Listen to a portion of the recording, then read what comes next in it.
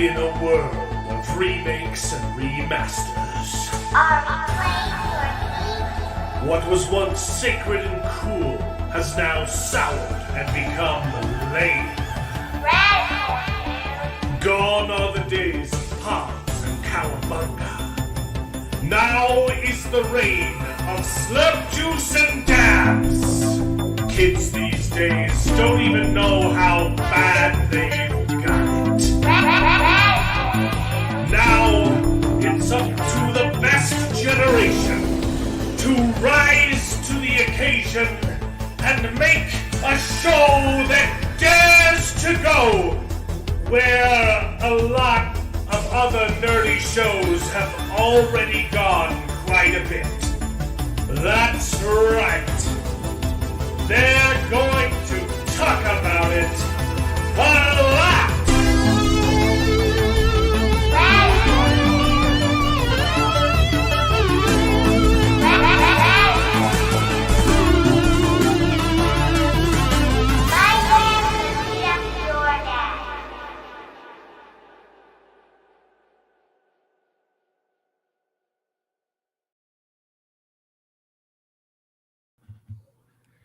Hello and welcome to the show, everyone. This is Best Gen, the show where nerds complain about nerdy things. It happens to be called Best Gen because we all are roughly from the same gen, and we think that it's the best of all the gens. Not because we're better than you, but because our entertainment was. So prepare to wax nostalgic as we complain about movies and reminisce on the days of yore. I'm joined today by my little girl, Savannah, And the next gen. who insisted on coming down to be with me, and she brought her blanket with her. It probably won't last very long. She'll run upstairs to mommy. But she wanted to be with me, and I couldn't say no because I'm a sucker. Parenting is hard, guys. Saying when they learn to talk and they ask for things and then say please, and you know you can't say yes, it's like the hardest thing. Don't teach your kids to say please because you won't be able to say no. That's some good parenting advice. Can you say hello? Say hello.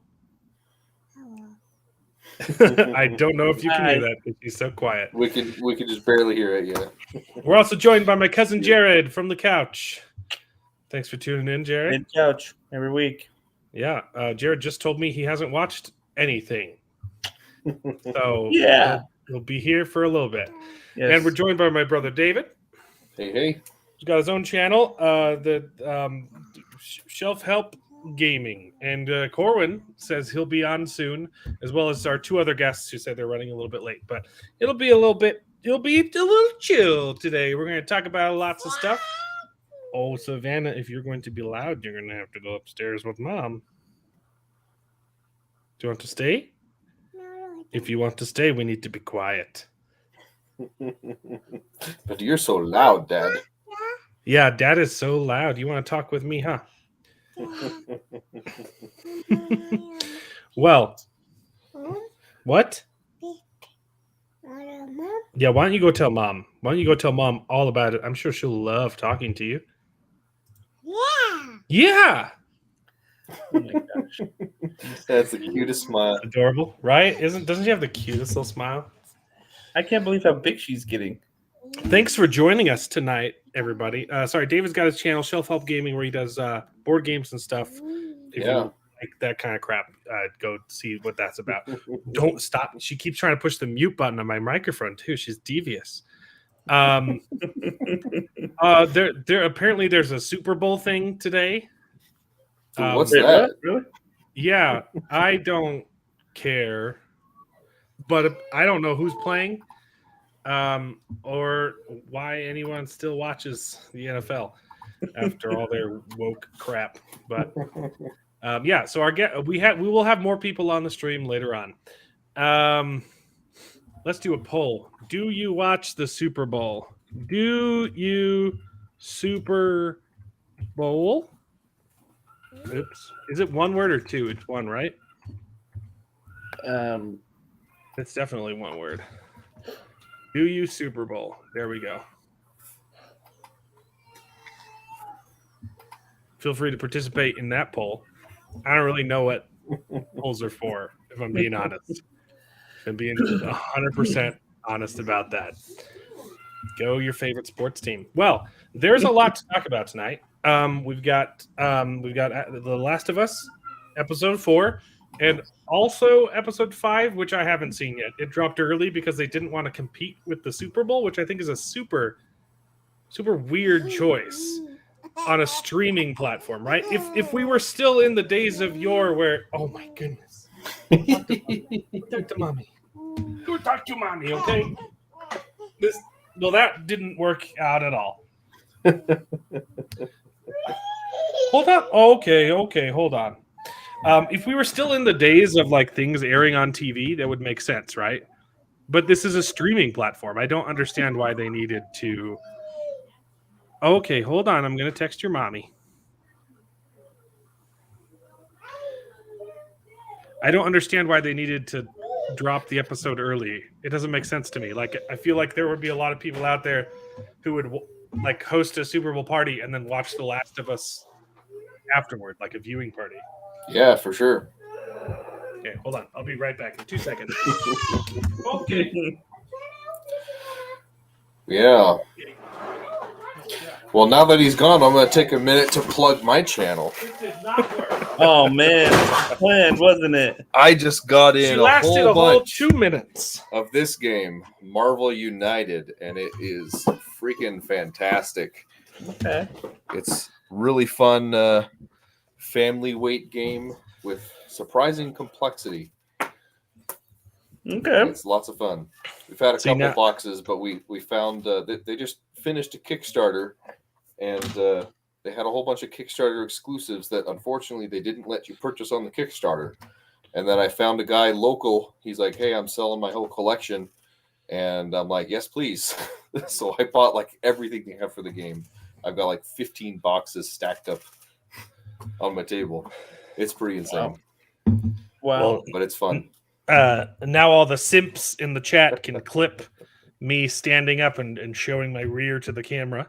Because such what is the you're life going of for, right? such is the life of every streamer. Yep. Yeah, it doesn't make sense to me. It's an HBO Max exclusive, right? Or I guess they also air on HBO. I was gonna say, does it air? It probably does air. So, But how many people are still watching on HBO and not HBO Max, right? well, maybe. I don't have those numbers. Yeah, I'm sure there probably is a viewer. Well, we Hey, appreciate you choosing to watch us instead of that. There's Last of Us. There's the finale of Vox Machina. You're already at the finale, huh? Dang. Yeah, it's over. It's over, and Wait, that was the finale yeah, that we just watched. episode 12. Did you watch the right one I thought so. where they fight a dragon? Yeah. Yeah, that's Okay. season 2 finale. Dang. I It want felt- more. It was pretty finale-ish. Yeah, it was a pretty epic fight. They fight a dragon. Yeah, That's the finale. but there's 3 more dragons. Okay, you want them to fight all 3 dragons in the same episode? No, I was expecting them to, though. That's for season 3. Dang it. I'm upset that it was so good and it's over. It was It was really, really good. Like, Like, the last the last first 6 episodes are so freaking good. I'd say the last 9. Like the first Yeah. 3, I was like, oh, it's pretty good. I had a lot of problems, and then it got better. Then the next 3, and the next 3 got even better, and then the next 3 was just like, this is freaking good. Yeah, It's a good show. it's really, also- really good. Like, the backstories, like, it's so amazingly awesome. Like, for all And the also the- characters. And I the didn't fake know I backstory, didn't know too. I wanted that, you know?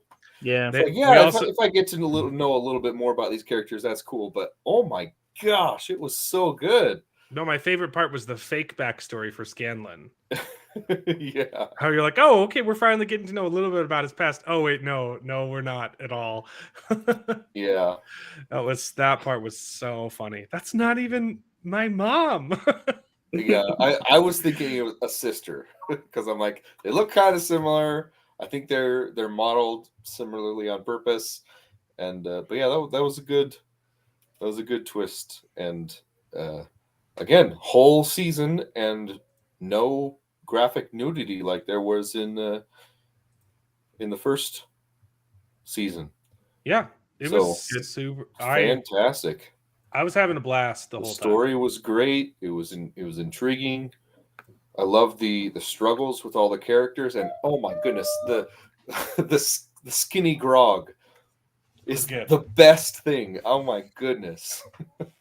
It's also a good resolution too. Yeah. Where does your It's strength just the come from? right It's amount fantastic. of corny.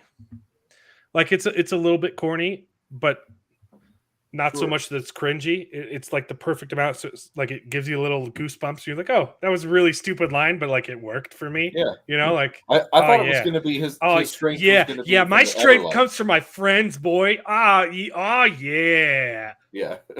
Yeah, that was a bit tongue in cheek, but it was good. It's good. I thought his strength was going to be from the Everlight because he saved Pike's grandfather. Was it father or grandfather? It's grandfather, right? Saved Pike's grandfather, and then she heals him with the Everlight, and so I was expecting some connection there or something like that. But Friends is good too. Friends works. Friends is good.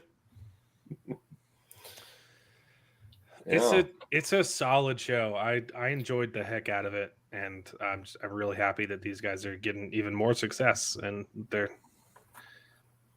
it'll be interesting seeing if they're running Vox Machina and the Mighty Nine in parallel, right? I assume at some point they will be going at the same time because they're going to want to have the crossover episode where they're all together and they fight each other. Mm-hmm. Is this a different cast of characters? It's the same. It's their second campaign. Okay. So it's the same people all playing different characters in the same universe, and they eventually meet both groups like in like one episode. So how are they? Have you heard what they're going to do with the voice acting for that? Are they going to get new voice actors, or are they going to voice act multiple characters? It's a different show. I know, but there's a spin-off crossover. show. There's a crossover. Yeah, they're playing new characters, but they're the same players behind it. So are they? Yeah, they do different voices. Yeah.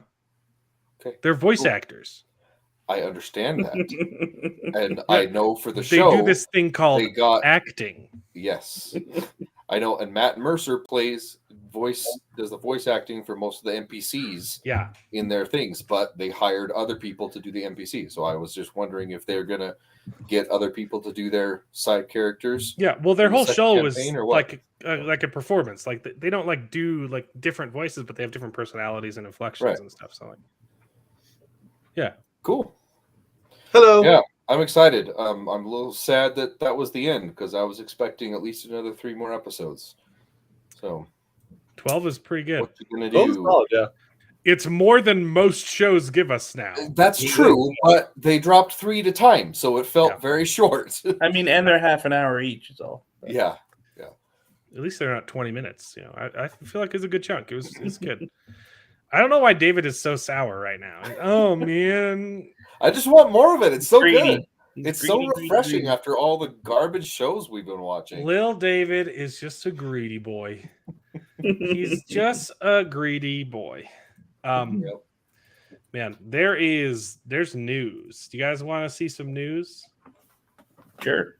So, Hogwarts Legacy is a thing. It's finally out. It came out. Been hearing good stuff. Watched a bit of your live stream. That was fun.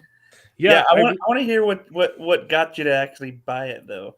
Well, I realized during that live stream, people kept saying it was hard to hear me, but like only one person said that. Sorry.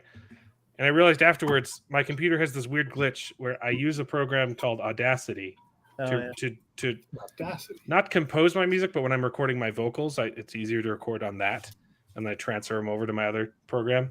Yeah.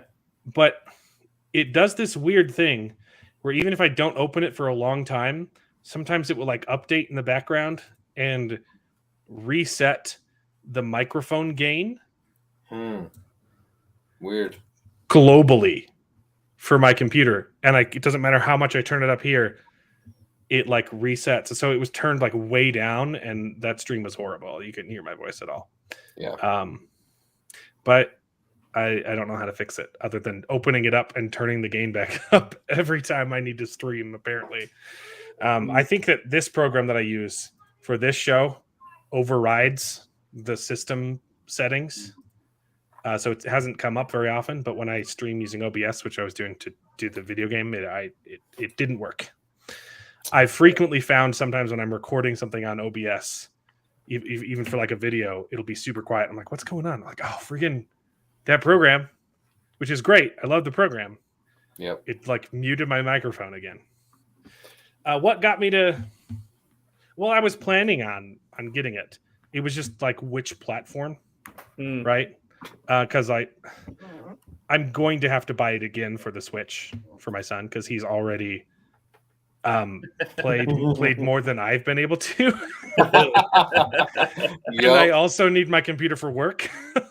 So please hurry up with the Switch port so I can get it for him.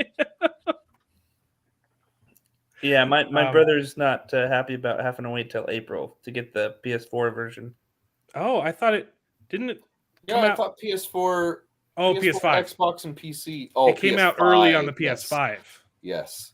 Because That I makes didn't more know they sense. were porting it for the For a PS4. second, I thought you were saying that it came out on the PS4 first, and I'm like, that No. makes no sense. But yeah, it makes way more sense that it. Yeah. I didn't know that they were porting it at all for the PS4. Yeah. But I'm you have to really wait till impressed April. with that last little bit. They've done a lot of backwards compatibility with PS4 to PS5. That's really awesome. Mm-hmm. So I've only played a little bit. I played on Friday. I was planning on live streaming and again on Saturday, but my son wanted to play, and I was like, "Well, I wanted to stream it." I wanted to play and entertain people by playing. Yeah, So what's the news then? it's good. I played a little bit. It's really good, and I enjoyed it. But people are crazy. So You seen has the wife tried it at all? No, not yet. She doesn't do video games very much. Yeah, but she's the massive Harry Potter fan. When it's on the Switch, she'll play it. She's not going to come down and hang out in my basement. Have they streamed that wizard game?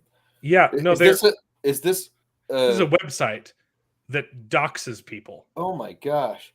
who play that game. Wow! Oh, so this is where you're like, I'm doing it. Yeah. Get a Yeah. life, people! Come on. I think it eventually went down, but I think it's back up again. Find out if anyone you follow on Twitch has streamed that wizard game. Yeah, this Wow. was like early. This was like a week ago. They dropped it like right after our show. But Just let people enjoy fantasy wizards for goodness sake. I love how the comments there. You've got the mind your own business, and then they said, "I think it's time to lock this." Yeah. Are we really doing this now? no,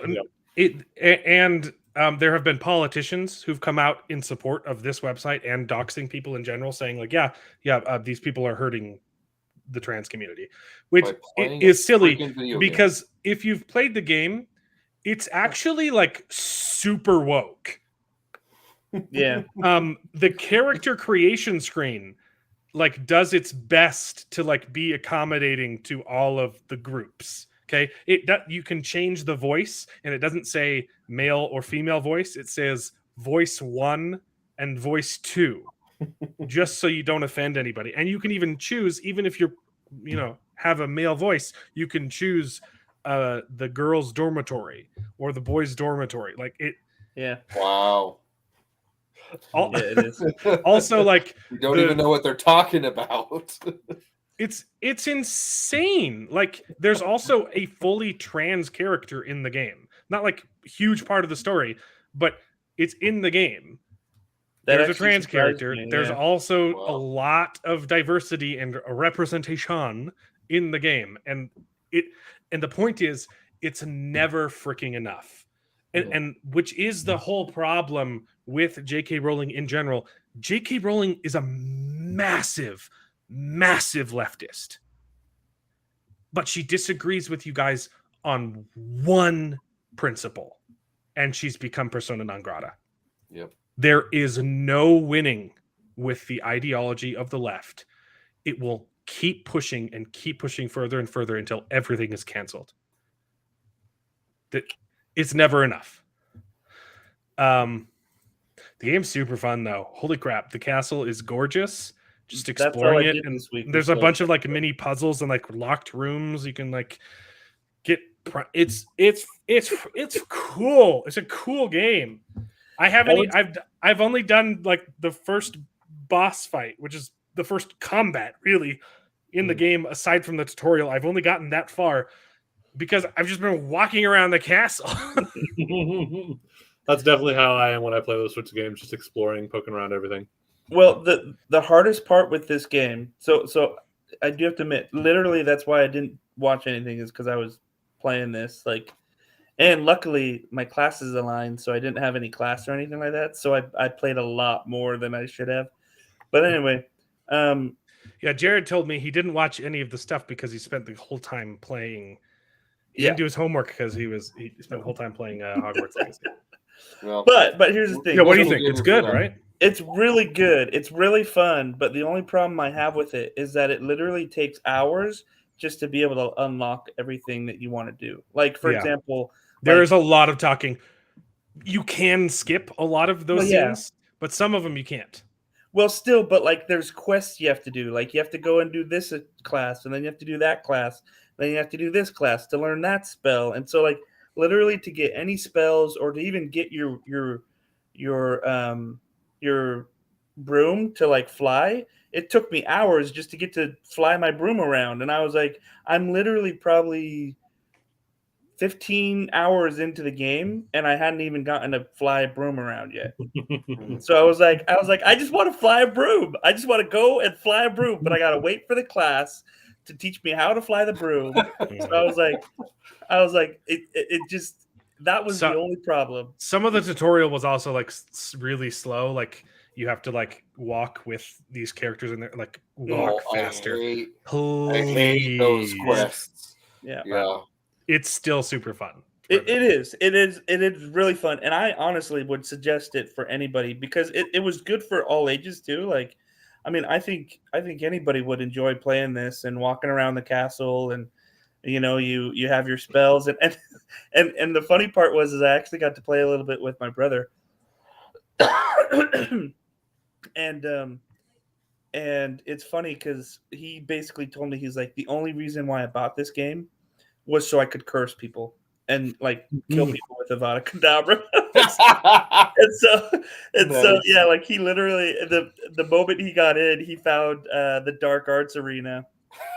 And he went and he was just, and in the Dark Arts Arena, all you could use are curses. And so he literally was just going in and he was Crucio and Avada Kedavra, like all of that. And he was having so much fun. And it was fun to watch. Like seriously, like it was really fun to watch him just curse after curse after curse.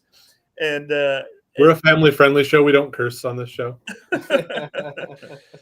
Yeah, but that was a lot of fun. But then, yeah, like going back to, you know, anybody could really play it. I think that literally you can just go and fly around, or you know, go after 15 hours. Yeah, just for hours. Like go explore the castle forever. Go explore Hogmeats. You know, like go explore the Forbidden Forest. Like I will say, I think it is smart to limit the flying to, and even like the fast travel, like there are things you're gonna miss if you jump into it too soon. Like you want to explore the castle first, and if you get your broom right away, you're just gonna gloss over a lot of just cool details in the game. Absolutely. And to this day, like there's a lot where I'm like, oh, like I could just fly there, you know, because it'll take me a lot. I mean, it'll be a lot faster just to fly there, but then at the same time, I'm like, yeah, but I'm gonna miss all this stuff that as I'm flying over there. I'm not. Yeah, I heard that they're working on a Dune game. Me too. Yeah, It's called And Dune I'm War very- for Arrakis. It's a really awesome board game coming out in the IP. That's not Made what by we're the talking same about. people that made the War for the Ring, Lord of the Rings epic game. Yeah, very Dude, looking forward to that. This isn't your channel, dude. Oh, sorry. Save it for your tabletop crap. Just got to give Mark Clark some grief because he always says, "Love your channel, but hate the board games." Yeah, see, there it is. Yeah. Yep. That's Yeah, specifically why I brought it up, Mark. Yeah, I've heard they're developing a game, and it could be good. It could also just be not. Oh, man. Yeah. It's That's a lot of another one sand, I'll check right? How's that? How are you gonna, you know? Yeah, but they got the dragonfly things. I mean, those look pretty cool. It does. Those are It could be. sweet It could looking be shit. awesome. Also, Dune Part 2 is the reason I keep living. So that's the glimmer of hope at the end of all this crap. You'll have a fun time when that one's about to come out because I still haven't actually watched the original Dune, like the new Dune. Ooh, baby, so it's so good. I'm planning on watching it before going into to part 2 when that comes out. No, you did that on purpose, right? didn't you? Yeah, me too. But I've already seen the first one. Doesn't mean I can't rewatch it. I didn't get into it in theaters in time, and like I've got HBO Max now, and it was the first thing that I like clicked on so that it like registered that for HBO Max to be like, ooh, he signed up for Dune. And I just haven't gotten around to watching it. I thought, okay, you know what? I'll watch it fresh just before the new one comes out. So It's amazing. I love good. the Dune movie. It's a perfect adaptation, and I'm so looking forward. I did audiobook the actual book though a little while back, so that was good. I've been doing lots of audio, and I need to get a couple of reviews down on the channel, but this week has been crazy. Yeah. So Well, I was gonna say, Jared, just to throw some shade at you, you know, you were too busy playing the game to get to all the homework, but I finally, yeah, you got it from the library. and I still got to watch everything. So Did you read it? I'm still only about halfway through because I actually watched things. Oh, that book Just is throw it in. fun. But it is good so far. And I was talking to my brother about it today, and he was trying to keep it spoiler, you know, not spoiler or anything like that. But there were a couple things where I'm just like, ooh, come on. You know, I forgot that one had come out. Actually, I was listening to the Tress of the Emerald Seas, and I'd forgotten he also did that one. So I got to go and get that one too. My brother was saying that he fun. recommends that I finish this before I read Tress. Yes. Hmm. You don't need to, but I would. I did, and it's good. Yeah, that book is fun, and Tress is just Tress is wonderful. Have you finished, Jared? Yeah, I did. Yeah, I finished. Yeah, we'll have to do another Sanderson stream. We'll probably do like 2 books. We'll wait till the second one comes out, and we can talk about both of them. Happy Sports Ball Day, RC Scott. Happy Sports Owl. We care so much about the Super Owl. That actually would have been my third thing on my list to do. Is I actually enjoy watching football. I never do, but I enjoy it. It's not. I don't dislike watching it. I don't like how it's become political. Oh gosh. Yeah, they opened the Super Bowl with the Black national anthem instead of the national anthem. There's a Black national anthem? Yeah. Which is a really good way to be divisive because we're all Americans. Yeah. Yeah. That's the point. Weird. That's kind of the point of a national anthem is that it also includes the blacks. Yeah. Yep. Denzel Washington said it best. Black history is American history. Yeah. Oh man, I was talking to a kid because I teach the youths in our church, and I asked we were doing like a Valentine's activity, and I asked them, do you guys know what this month is? And the kid was like, it's Black Month.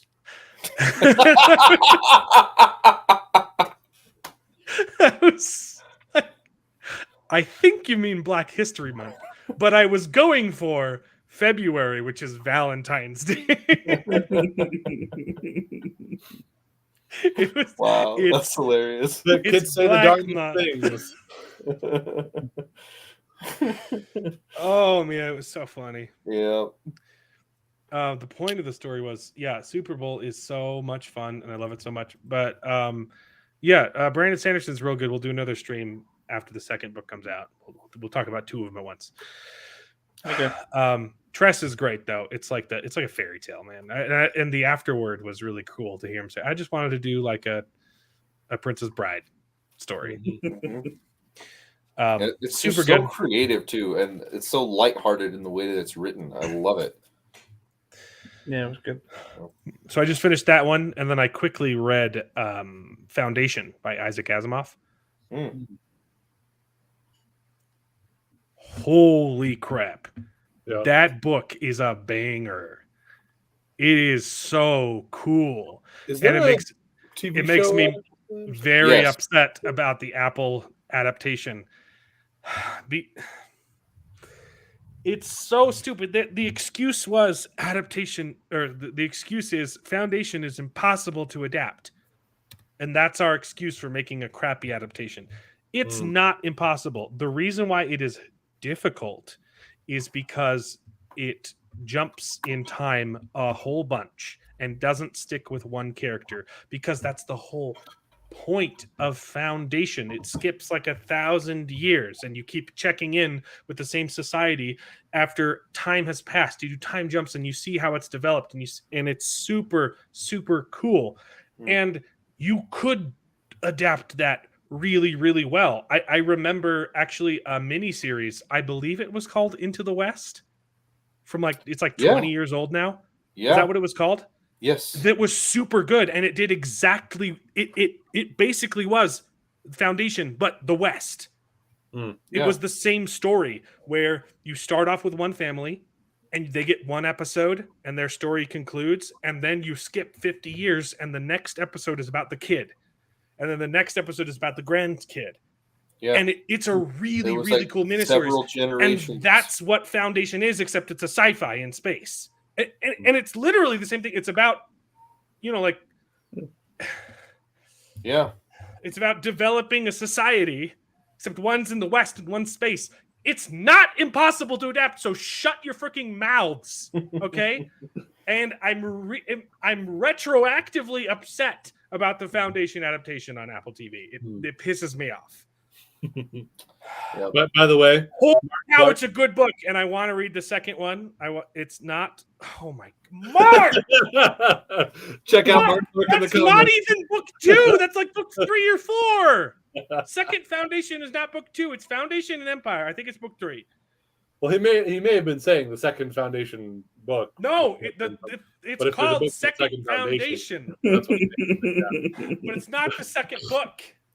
Mark's a weirdo. I hope, and I do this every time I get false hope. I really hope you're joking this time, because that is not a series you can just jump into the middle of. Yep, he did not know it at the time. But it says it on the book Second Foundation. You would assume you'd want to read the first one. Anyway, It's a banger, and now I'm on Wheel of Time book 3, The Dragon Reborn, because I need to finish that, because season 2 is going to be books 2 and 3. So I'm ready for you, Rafe Judkins. We still don't have a release date on that, do we? I'll bet you we could find an article that says it's not coming out next month, though. Probably on Screen Rant, or maybe Comic Book or CBR. No, it's the winteriscoming.net. Those are the ones that did it the most. Did you guys see the trailer for The Flash that dropped today? I watched it right before the show. Honestly, it looked kind of good, which is what we are hearing from the test screenings. It is testing pretty well. Yeah. And it was, you get to see some Michael Keaton, and it's kind of cool. I thought Michael Keaton was just in the Batgirl movie they scrapped. No, he's also in this. He was going to be in He was going to be in Batgirl. Yeah. I don't dislike Ezra Miller as the Flash. I dislike him as a person. I think he's actually kind of okay in the Flash, especially it wasn't good in Justice League, but in Zack Snyder's remake of Justice League, I actually really liked his character in the Flash, in the movie. But then halfway through the trailer, I was like, oh, it looks really good, and then I was out. Because Supergirl's in it, and she looks like a butch lesbian. I'd seen some set photos that I already seen that, so I'm not surprised. Also, the suit looks pretty bad, and the CGI looked pretty bad. For some reason, a lot of the CGI looked good, and then they showed Supergirl flying around, and it looked real bad. I do think this is interesting. This is the first time I've seen a Supergirl with dark hair. Even though that's because she always is blonde. You're absolutely right. But to then take it the next step, but Clark always has super dark hair. So it is odd that, I mean, they're cousins, so it's not cousins, but still, like, I have brothers, I have siblings who have blonde hair. Okay, yeah, it's not unheard of. Not unheard of. Just I always thought it was kind of funny that that's never been like, why is she really blonde, really dark haired? They also have Ezra flirting with her, and it's really awkward. Yeah, well, because she looks underage, and that's all I'll say on that. Anyway, yeah. I was getting into it, and then I don't know. I don't think this movie's gonna be very good. Yeah, we'll see. There's more news though, but maybe we should wait for Mexa to join us. Let's talk about Velma. You guys seen this one? So Velma's over now. This is a screenshot from the finale. It depicts Velma twerking over the dead corpse of Fred's mom, and everyone's covered in blood. And Shaggy, sorry, what's his name? Nordville. Norville is vomiting. So, what the hell? Her smiling in this situation where Fred is obviously upset as well, and well, it's because spoilers. It turns out Fred's mom is the bad guy, right? And then they kill her, and he's crying over the loss of his mom, and she's twerking. So, because even if she's the villain, you can still be sad about the fact that someone that theoretically could or should or will be a friend of yours lost a parent. I'm also really tired of seeing people on Twitter saying, but this show was never intended for kids. It's okay to make adult content from kids shows. That's not the problem. I also believe that it is a problem. Well, yes, but no, I don't think that you should take exclusively kids' IPs and turn them into adult content. There are ways of doing it correctly, i.e. like spoofs or like homages like the Venture Bros do with the Scooby Gang. Or if you're going to take it into a different medium entirely. It's very clearly making fun of Scooby-Doo. Like there's an insert character for each of the characters, but it's not officially Scooby-Doo. But this is an official Scooby-Doo canon product. Right. And it's made it's adult content. We definitely promise your kids aren't going to be tricked into watching it. My son already asked. I was browsing through HBO and he says, "Oh, a Scooby-Doo show. Can I watch it?"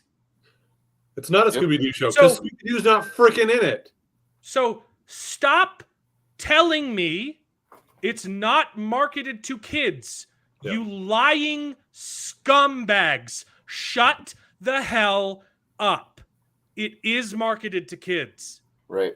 And it's disgusting.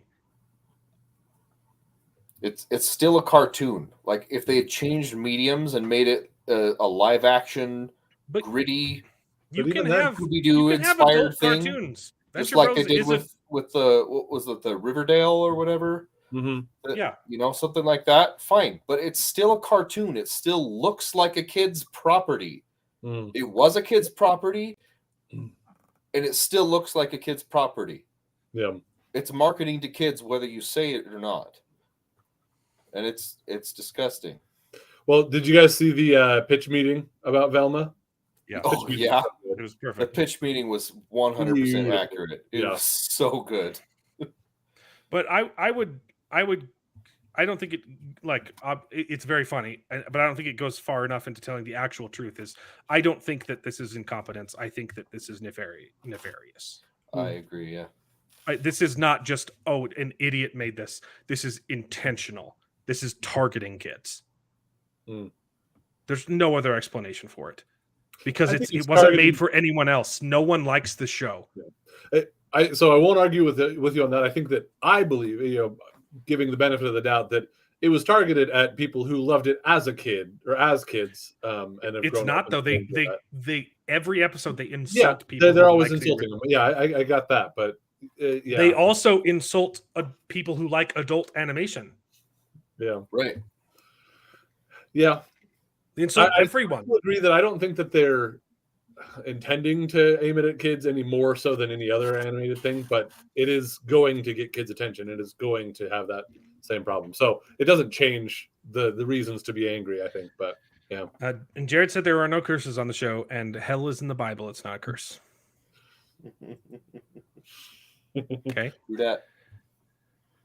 And it's not just Velma. The Proud Family has a remake now.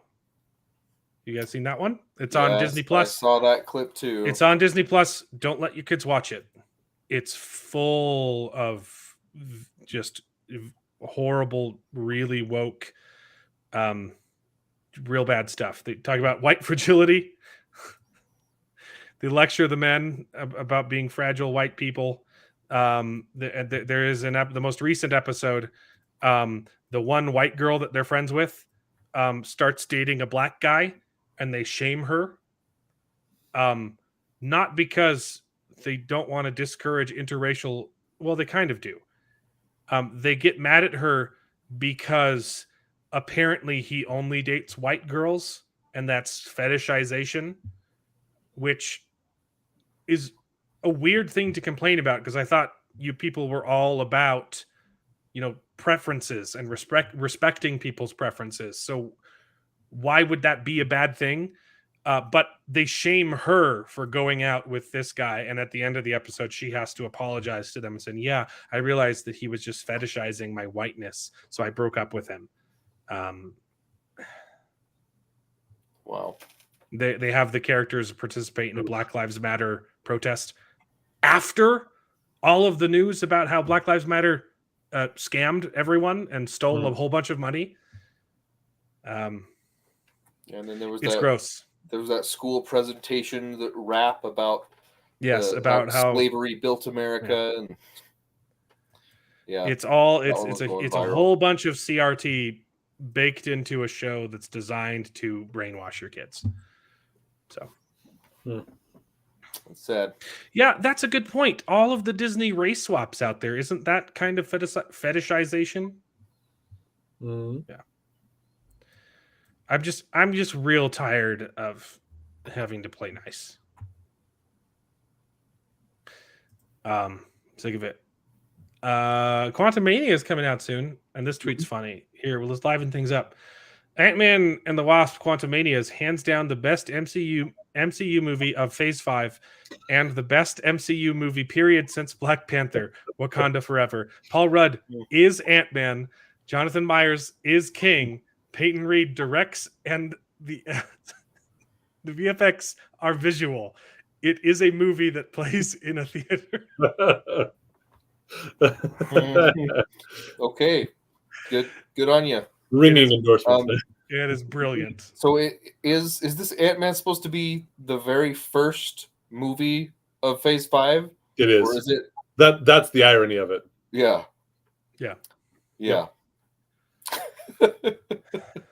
All the I'm still excited VFX are for it. visual. I know you're an Ant-Man hater. I still like him. I think what I've seen so far, aside from MODOK, looks decent. I don't know. King looks pretty ridiculous too. I thought they did a pretty good job of getting a comic accurate King that doesn't look ridiculous. Yeah, some good But references. we'll see. We've just gotten a couple different shots, so Yep. I don't know. I don't think it's going to be good, and I don't know why you guys keep giving them the benefit of the doubt. I have liked both of the other Because I've been proven right every single time. I've liked both of the other Ant-Man movies. That's why I'm giving them the benefit of the doubt. Yeah, I liked all of the other MCU movies until I didn't. Yeah. It's not the Ant-Man that's the problem; it's the administration right now. Hmm. There's a couple more news. Did you guys? You couldn't catch me walking out of that. Wow. This is Sam Smith, I believe is his name. He's famous for that one song he came out with like 10 years ago that he had to change the lyrics to after he came out as non-binary. So he's famous for on the Emmys. He performed his song about infidelity called "Unholy," where he came out dressed as Satan. Oh, And- he's the one that yeah. did that spectacle thing. Yeah, that's him. I like this one Alrighty. though. These Yeah. are the normal people, and these are the extremists. So, Mhm. Yep. yeah. So that's the news. There's one more funny meme to liven things up. If you read The Lion, the Witch, and the Wardrobe as a child, and then finally tasted Turkish Delight and discovered that it's terrible, you may be entitled to financial recompensation. It is so gross. Action. It's so gross. I will say though, I recently tried some expensive Turkish Delight, and it was pretty good. I think it's just the crappy stuff that's available here, but Yep. man, it's gross. It's really gross. And I've it never had a definitely problem with it. made me I've question liked some it things. anytime I've tried it. Just tastes like eating a perfume bottle. Mm. Yeah, it's all the floral Yeah. stuff. But even then, like Way too even the much fruity rose. ones, I No. just didn't like them. Yeah. Mm. Didn't like him. We already kind of talked a lot about Vox Machina. I missed most of it, but yeah, it was good. I liked it. The Well, stuff with I'll Grog go was- ahead and I'm gonna have to jump off then if you guys are sorry. Yeah, thanks for joining us, Jared. Next time, do your homework and stop I'll playing try. so many video games. You know, it's gonna be hard now that Hogwarts is out, but we'll good. see. We'll see what I can do this next week. Keep playing the Hogwarts. I waited 3 months to get this. I waited another week to not finish it. Well, you've got better restraint than I do, I guess. But This is why I'm the better Jared. No, I'm just kidding. I think we may have to. What was that? Start a poll? No, Yeah, we got another poll. I do okay. have the more glorious beard, Oh my so goodness. I missed Yeah. That's this. gonna That is cringe true. it. I missed this comment because I was in the middle of the rant, but Mark Clark actually started with the book Second Foundation. Mhm. I don't know if we could be friends, Mark. I'm just being honest here. pushing away your only member. Okay, no. We can be best friends. I don't understand you though, Mark. Yeah, I definitely want to finish reading the series because it was incredible. Thanks for tuning in, Jared. We'll Yep. see you around. We're going to talk about some nerd stuff now. You guys have fun. I'll see you guys next week. See ya. See ya. Enjoy. Um, I am a little jealous about not playing Hogwarts Legacy. Yeah. it's fun. As a rule, I don't generally purchase video games unless they're 50% off or under $10. Yeah, Just a no, it's the most constraint that I put on myself, and I never pre-order anything. but expensive video game It's I've ever tough. bought for myself. Yeah. Yeah. I think before this, I mean, aside from because games on the Switch are always expensive now, but Yeah. aside heard- Go ahead. aside from those, the most expensive game I'd ever bought for myself, I paid $30 for Shadow of Mordor, the first one, not the second one. Mm-hmm. Like 2 years after it came out, and it was 50% off, and that was worth it. That was a great game. But Hogwarts is pretty cool. I'm looking forward to not letting Elliot play. So there's that. Yep. Do we have anything else to say about Vox Machina? I just I don't have I- anything to say. It was good. It was I fantastic. literally have nothing but praise. There was And- a little bit too much gore and orifices for me in a Oh, few of those that was places. Well, yeah, that was true. Come on, they go I up mean, the dragon's butt. It was great. It's the sort of thing where Made like the- this is adult entertainment, so I get it. Yeah. Okay, it wasn't a real big complaint, but more than I wanted. But it, like it was like also like surprisingly like relevant to the plot. Like it was definitely, hey, I have a stupid idea at the tabletop, and then the DM just goes with it and actually makes it cool and like.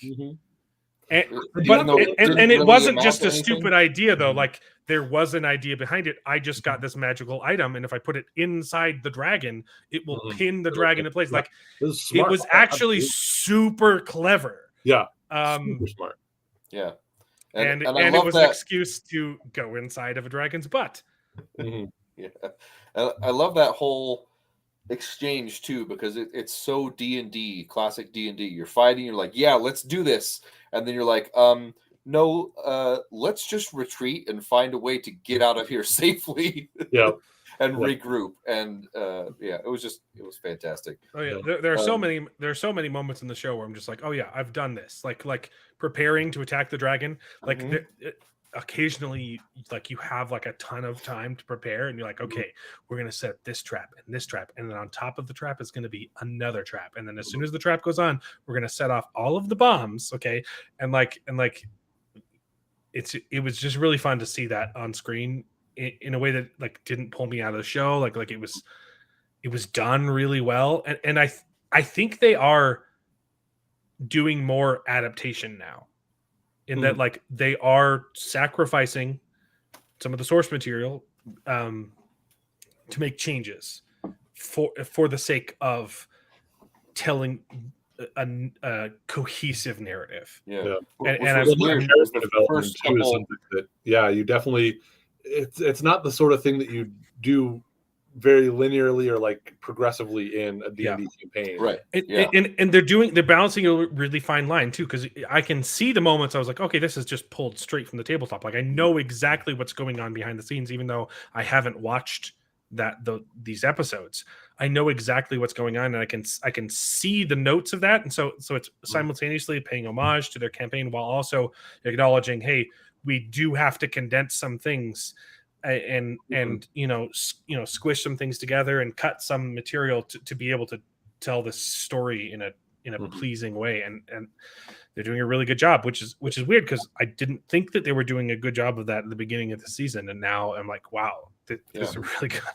Yeah, that's what I was going to say. The first couple episodes felt like it needed more. Yeah, it was just they were trying to cram everything in there and skimming everything along, and then just the last half of the season knocked it out of the park. It was really good, and it's good too, because the first season was kind of 3 mini stories, or was it 4 mini stories? I don't remember. I think it was another 12 episodes. So okay, yeah. So I think it was three episodes of 3. Anyways, well, most of it was the Briarwood stuff. There were a couple, The first 3 episodes was one thing, and then the rest was kind of mostly one story. Yeah, but it felt a little bit disconnected, and this season felt like there was more of a through line. Even though they went on these different adventures, it was all to find these vestiges and to fight the Dragon Conclave. Which that's really my only disappointment, I think, with this season, is that it didn't really explain why these dragons are working together, and why they said that there were other people also working with the dragons, which never happens, and they don't really explain why that is. There was a little bit of that subtext behind it with the one shadowy lady there that was trying to get the other dragon to turn on him. Yeah. But that was really all we got. So it was. We did kind of get a little bit of that at the very end. That last shot zooms out to being like, this is going to be more than just about a horde. This is about dominating the world, or whatever, and having it looks like eggs hatching, right? I will say I agree. I do think that by the end of this season, we know a lot of the dragon's plan. Before I was asking, like, why do they need so much gold, and they're using it to like awaken this army of dragons, right? It's not just about I want more gold, or so I like that they give us a little bit more details. I do also simultaneously agree, though, that like, who the heck is this human? And then why was she like apparently she knows everything about dragons, but then she's still surprised at like the dragon's abilities, like when it turns invisible, like oh, I didn't know you could do a invisible, even though I'm like portraying this character who knows everything, and that's why you haven't killed me yet. Mm, Right? yeah. Like I didn't remember noticing Kirby I shot. have no idea who the heck she is, and I don't really care about her yet. I do agree. Yeah, I do agree that they didn't do enough to really like make us understand what's going on. Which But at least I know kind of what the dragon's plan is now. There's Right. room for a lot of like you leave it up to a mystery because the characters don't know what's going on, why they're doing Yeah. it. But narratively, you do want that probably by the end of the season, since the season ends, to be able to at least give us at least a little bit more. And I think they gave us just enough. enough. I don't know if they. Yeah, that's the thing is I think they gave us some, but I kind of agree with David in the fact that maybe they didn't give us enough. But I won't say that they didn't give us anything. So I don't know. Yeah, I was hoping for just a little bit more to tie it together. Mm-hmm. But The animation is beautiful. Motivations. I'm really enjoying the fight scenes. It's fun. Yeah. And I like the just a little bit of cheese. It's just it's refreshing. It's very refreshing to see this kind of show right now. Yeah. I like the storyline with Grog was great with the like that was my favorite part. Friends. Like that was Grog is so good. And then Vex coming to understand himself and figure out what he's doing, you know. That was good. The champion of the matron of ravens. Ravens, yep. That was cool. Yeah. Scanlan realizing that he has a kid and realizing he needs to step up and be better. Yeah. And then Keyleth has got her fire demon power things. That was pretty OP and awesome. But and Percy still needs a better gun. They did it in the ultimate episode. They did show him like actually being useful, and I was like, okay, that was cool. And then with the whole like, or sorry, in the first of the 3 of this week, like he killed a bunch of guys, and that was cool. Yeah, and then also seeing, you know, we got to see him in more of a leadership role with like designing the trap and like he was probably the least. Got the least amount of focus this season. It was exactly what I needed from him. Though everything season I was complaining about, I was like, I got in these 3 episodes. Like, okay, I got enough of him to justify his existence in the party still. Yeah, for sure. Yeah, it was fantastic. He still needs an upgrade though. Yeah. Everyone else has these awesome superpowers now.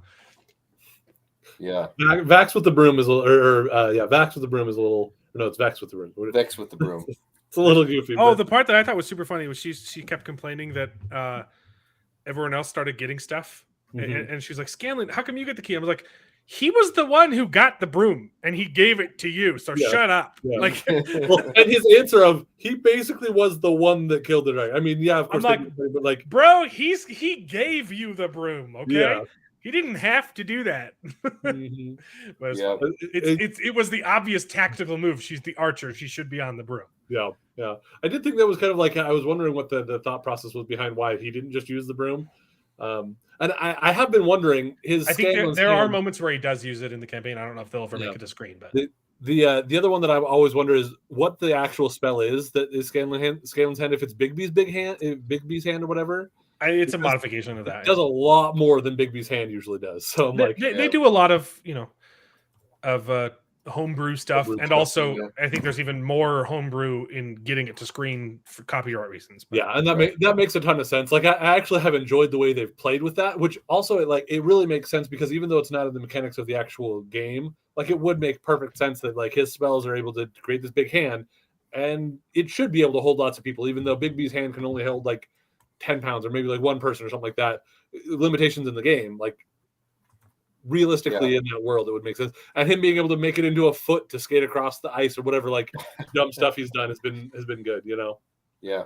So I really like whenever he does his rock guitar, montage for the fight scenes in the back. He's just like floating on this hand, summoning purple lightning, and everybody else is fighting. It's just fun. It's a great fit. It's fun. Yeah, it is. It's just a really fun show. You can and I don't know because I'm not as deep into D&D. Like I play in a campaign, but it's actually an expansion or whatever they're called, called Grim Hollow, that they have a specific mechanic for raging that I thought was specific to Grim Hollow, but I didn't know because the way that the way that Grog rages and like has that, have him become a bigger, stronger version of himself, kind of sounded more like what I'd seen that I thought was just Grim Hollow, but that was pretty good.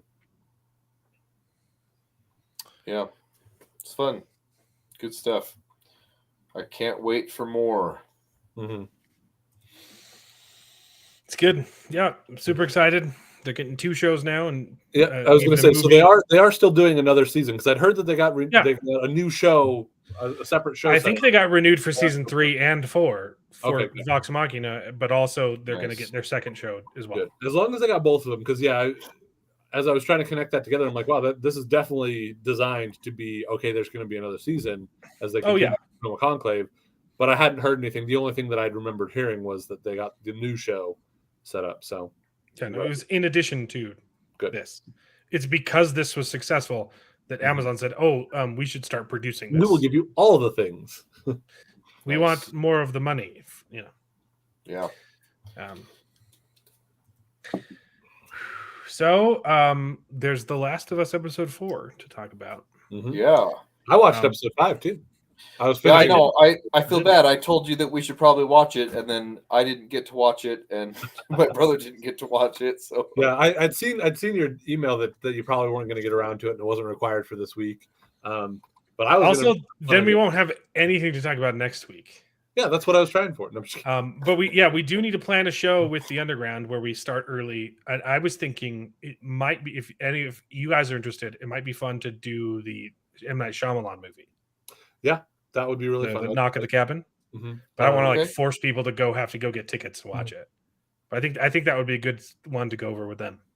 Yeah, so I'll see what they say. Really good things, which is surprising because the last thing that I think M. Night did, which was old, was awful. Yeah, it was pretty bad. It was okay. He's been kind of hit and miss. I thought Old was an interesting premise that wasn't executed very well. Yes. And the dialogue and the characters were just all kinds of weird and surface level, and which is weird because you've got some good actors in that. Yeah. Oh yeah. But the one thing constantly referencing that she was a nurse or whatever was like, well, as a nurse, as a nurse, and you're like, holy cow, what are you doing here? Yeah, I did appreciate that it was trying something weird, and it just didn't work as well. But when I finished watching some of those movies, I don't come out like hating it. I was like, that really wasn't like the best movie, but it was really entertaining and interesting to watch, and I'm glad that I did. I'm not gonna, sit down and watch this over and over again like Signs. But I was glad that I watched Old. I thought that it was thought provoking. Yeah, and could have been way, way better. Yeah, but at least he makes interesting things. Yeah, hey, which is a lot more than I can say for most of Hollywood right now. So this is a weird scenario. We keep running into these. Usually you're harder on things than I am. This time, no, it wasn't great. It wasn't good. Yeah, but it was interesting to watch for sure. Yeah. It was way more. I got more out of Old than I did out of Thor: Love and Thunder. I think I was more entertained by Thor: Love and Thunder. At least it was original, Yeah. I can't argue that point. Yeah, that's for sure. Original, it definitely was. Yeah. Yeah. So this one looks pretty cool. It's got mostly good. It's sitting around like 60%. Some people didn't like it. I think the twist is that there's no twist. It's just what it is in the trailer. That's what the story is. But I don't know. Yeah, that's interesting because I've at least heard that there's a twist in the book that it's based on. And people were wondering how it was going to be handled from that. I don't know. I'm just either of it. I haven't seen the movie or haven't read the book, so. It's very reminiscent of the Cabin in the Woods, though. It's kind of the same premise, except a little different. But it looks cool. So maybe we might do that next week. If we do, I'll message everyone soon this week so we can make plans to leave the house. And I'll definitely plan on doing it this next week. Either way, because I've got that Regal thing, so it's like the actual ticket's nothing for me. So because I already have a subscription. So, should we do some bad takes? Ooh, let's do it. Let's take it bad. Let's do some takes that are not great.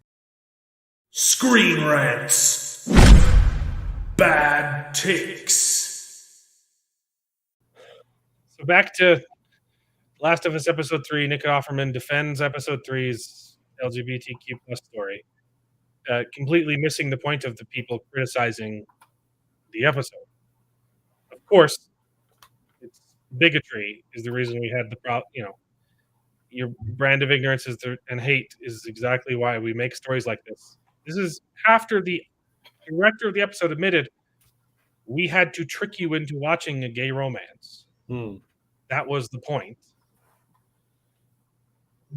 Most of the criticism of this episode is because it has nothing to do with the show. And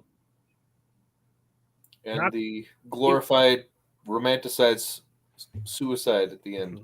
I also have criticisms about the forced, gay relationship and how they made it all that the character was. Okay, but the majority of the criticism is that it was a unnecessary divergence. Yep. So, thanks for missing the point. That's the epitome of a straw man, right? Just ignore the actual problem that people have and call us bigots. So, I'm okay with the word doesn't bother me anymore. So, we welcome everyone, bigots or no. Let's go, bigots. It just means nothing. It's been watered down so much. Everyone's Hitler now. Yep. I see where you're coming. When everyone's Hitler, no one will be. Exactly. It's the Incredibles. Thank you, Syndrome. Yeah, it's Syndrome, 100%. What if Syndrome's plan was just to make everyone Hitler so that no one would be? If everyone's racist, no one is. Here's another take. Hell freezes over after the Flash poster convinces everyone that James Gunn was right all along. Did the poster really convince everybody about that? No, it didn't. There was a poster, and it was okay, I guess, because it had the bat symbol in it. But like all of the comments are still like, "Hey, we're still worried about this." Like that wasn't what we were worried about. The fact that Batman was in it. Honestly, that's not the best poster. It's not a good poster either. It's a poster. It's not bad. I don't have a problem with it. It's just I don't like this version of the Flash costume either. And it's in the trailer as well. It looks like I would say is what it looks like. The trailer smoothed things over more so than this poster, but this article came out before that dropped. But yeah, no, it's unanimous. Everyone was wrong because poster. Because one person said, "Oh man, I'm looking forward to this." Oops, clicked it. You always do that. You cannot click on or even highlight things in. I was trying to highlight it. Okay, I meant to click on it the first time. I wasn't saying that to be like, Helen, come on, figure it out. I was saying like it's so stupid that you can't even highlight it without it clicking on it. I was being on your side with that for sure. But he said probably one of the greatest superhero movies ever made in his little video. But a lot of people have said that, not just him. And I mean, it has been a lot of people with stake in it like him. But here's the argument, though. I just don't think it's reasonable to hate on the Flash movie, even when James Gunn said it was good. You haven't listened to any of the criticism. James Gunn is the reason why people are criticizing it. But not only that, it's his movie. He's not going to come out and say it's bad. It's his job to say, yeah, this is a good movie. Yeah. I mean, I don't see why he's the reason that we're worried about it. His announcement of, "Hey, we're firing Cavill," and that's the other reason that the whole Supergirl images bothered me, coming fresh off of the firing of Cavill and replacing him with this butch lesbian Supergirl. I'm just like, I am not enthused. I'm not enthused. I was about to say I'd be willing to bet that they won't have that new Supergirl in the Supergirl version too, but I guess there's not as much of an assurance of that since they're keeping some and not all. But I don't know. Yeah. I really hope this isn't the Supergirl that we get in the movie down the line too. That's what I'm saying is I don't think it will be. But Who I guess knows at this point, man? Who knows? everybody but Cavill, it looks like. And the trailer looked okay, but it does really feel like, hey, we watched Far From Home, or we watched No Way Home, and we could do that too, probably, right? Right? Hmm. Let's bring back all the problems will be solved. Okay, there's more takes, more bad takes. Yep. Does J.K. Rowling make money from Hogwarts? I messed up. Does J.K. Rowling make money from Harry Potter Hogwarts Legacy? Short answer, Yeah. yes. Long answer, yes, with more words. The answer Is yes. yes.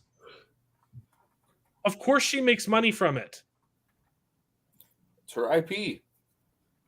and She she's came been up with the thing. And she She's has also- been smart enough to hold on to creative she's rights been of it. very smart with Yes. what she's Yeah. done. A lot of other people they give up a lot of creative rights, a lot of Mhm. things when they get things made. But She's probably like the only other author besides who was in a Brandon, similar position to Brandon Sanderson, Mhm. like back in the day, right? She already started making so much money off of just her, the first 3 books that she didn't need Hollywood money, and so she was able to be really specific with her IP, which is oh man, I'm so excited for Brando McFando. I'm a big Mhm. McFando. I'm a big McFando of the Brando McSando. I'm a Sander evangelist. I'm just excited. Yes, of course she makes money, and that's okay. That's a good thing she created it. It's Also, she's not anti-trans. She's very pro-trans. She just doesn't think you can call them women or men. Oh no! Yep. Here's another bad take. Disney Star Wars is going to, in the future, lean towards exploring Luke Skywalker's LGBTQ identity. What? Oh, Luke Skywalker is LGBTQ now. Oh, okay. Because they wrote a book last year in which he is bi. So it's Fine, canon. whatever. Okay. Did you guys see the trailer for the Mario Kart show that they did with Pedro Pascal on? Oh, that was funny. That was real funny. Hilarious. And the reason that I bring it up with this is because with all the complex characters of from HBO, I'm Yoshi and I'm bi. I'm non-binary. And I'm bi. Yeah. I'm also bi. Mhm. Yeah, that was really good. Yeah, SNL is slowly starting to poke a little bit of fun at the left, but it's way too late. Yeah. And far too little. But yeah, no, this is a really good way to just They're just making everybody get bi. rid of the few Star Wars fans you have left. So Yeah. way to go, Disney.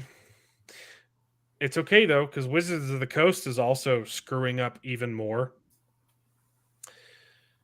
Because Wizards of the Coast and Dungeons and Dragons executive Kyle Brink demands that white males leave tabletop gaming.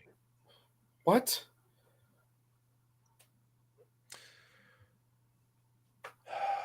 This is like those. Let's only have the black only viewings of Wakanda Forever or whatever. Where it's like, why does it have to be one or the other? Why are we trying to divide? Why are we trying to make it a polarized issue? Why?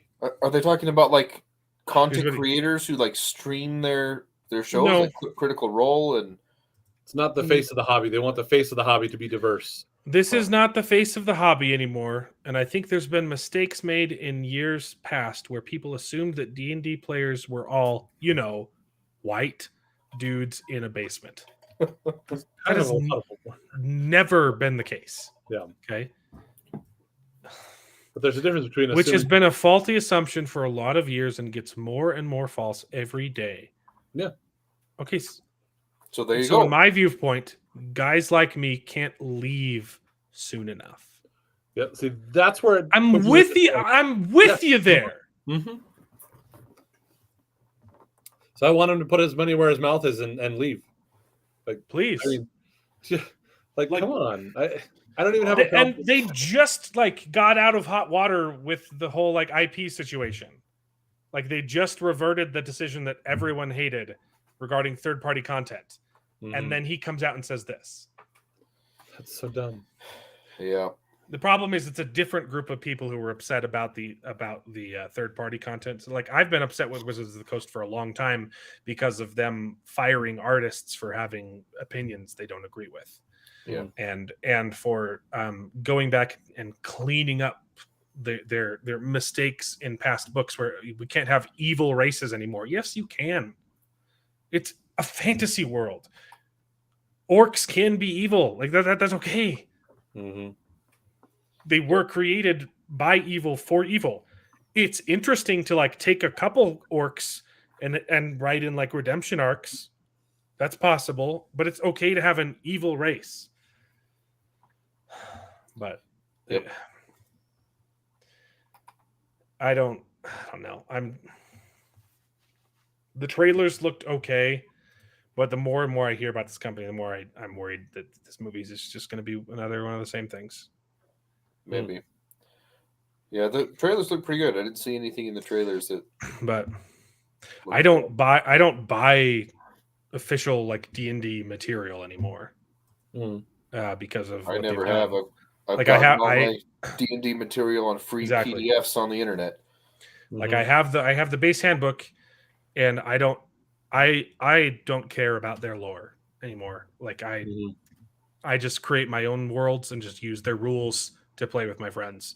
I love doing it, and it's a brilliant system. But these guys have just gone so far off the deep end. It's embarrassing. They're ruining Magic the Gathering, and they're ruining D&D. And Yep. And for a while, everyone was on the same page when they pissed off both sides. But this is likely only going to piss off half the fan base. So I don't know why everything's versus now, right? You got to pit everyone against each other. It's the opposite of what this was supposed to be. Supposed to be a unifying thing. Mm-hmm. I'm tired. Here's a real bad take, though. I gotta switch real quick because we need audio. Did you guys know that twerking is a spiritual experience? Oh, don't I know it, bro? Shaking. Can you guys hear it? Yeah. We're not gonna watch the whole thing because it's really stupid, but just listen. Oh man. Shaking is such a primal practice of releasing trauma and somatic blockages and emotions through our body, especially our hips. Our hips, now we know, is where we store emotions. Yep. So when you are twerking, when you're I loved it. Yep. shimmying, you are literally releasing trauma, releasing stored emotions from your hips. When you're bending your knees, you're crouching on the floor, I don't know about you guys, but I store all of my emotions in my hips, baby. you're connecting to earth, you're connecting to the womb, you're restoring your energy. You're connecting to earth. I'm restoring. It's And that's why it's not even just in African dance, but in Middle Eastern dance, in Latin American dance, salsa dance, bachata. Every single dance form has some form of hip movement to it. okay. That's not That's twerking.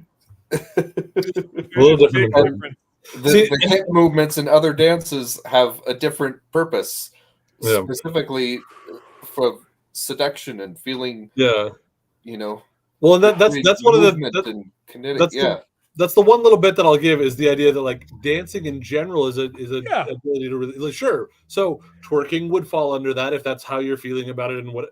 But there's nothing special about twerking that's different than any other kind of dancing. I hope you're reading the subtitle though, because what comes out of her mouth next is that's why zebras, when they're running away from lions, shake their butts. When we keep watching this, this is so like I want to see how dumb this is. Aren't you glad that you saw this today? Isn't your day better now? This is also why zebras, when they're running away from a lion and they're about to get eaten and they make it into the nick of time, they shake their bodies off, release the trauma, and they come back to homeostasis. Okay, that's not twerking though.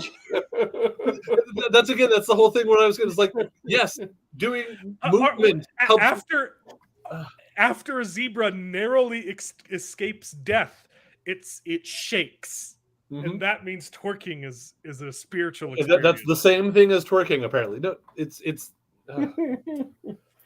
that's just a step Jesus. too far to call So that I started to realize that as I was doing this, I was healing myself through all of these generations of collective trauma that now we know with epigenetics is actually stored within our systems. So get this. I was at the club and I was twerking, and it dawned on me. I was having a spiritual awakening. twerking. I mean, maybe it was the acid, but maybe it was the twerking. Yeah. Oh, that's all I can take of that one, though. It's pretty good, right? Yeah. Didn't that make your day better? We got to end it with a good take, though, because David, you mentioned not Samuel L. Jackson when we were talking about Black History Month. Denzel Washington. Denzel Washington is fantastic. You can add to the list of awesome Black guys Idris Elba, who's been on my list for a long time, but he's just come out and said that I do not want to be. He no longer refers to himself as a Black actor. I don't want to be the first Black anything. I want to be the first Idris Elba. I love this guy so much. Yeah, Nice. that's awesome. He's also a really freaking good actor, which He is is. exactly the point that Denzel Washington was making. I think, like, who cares what, like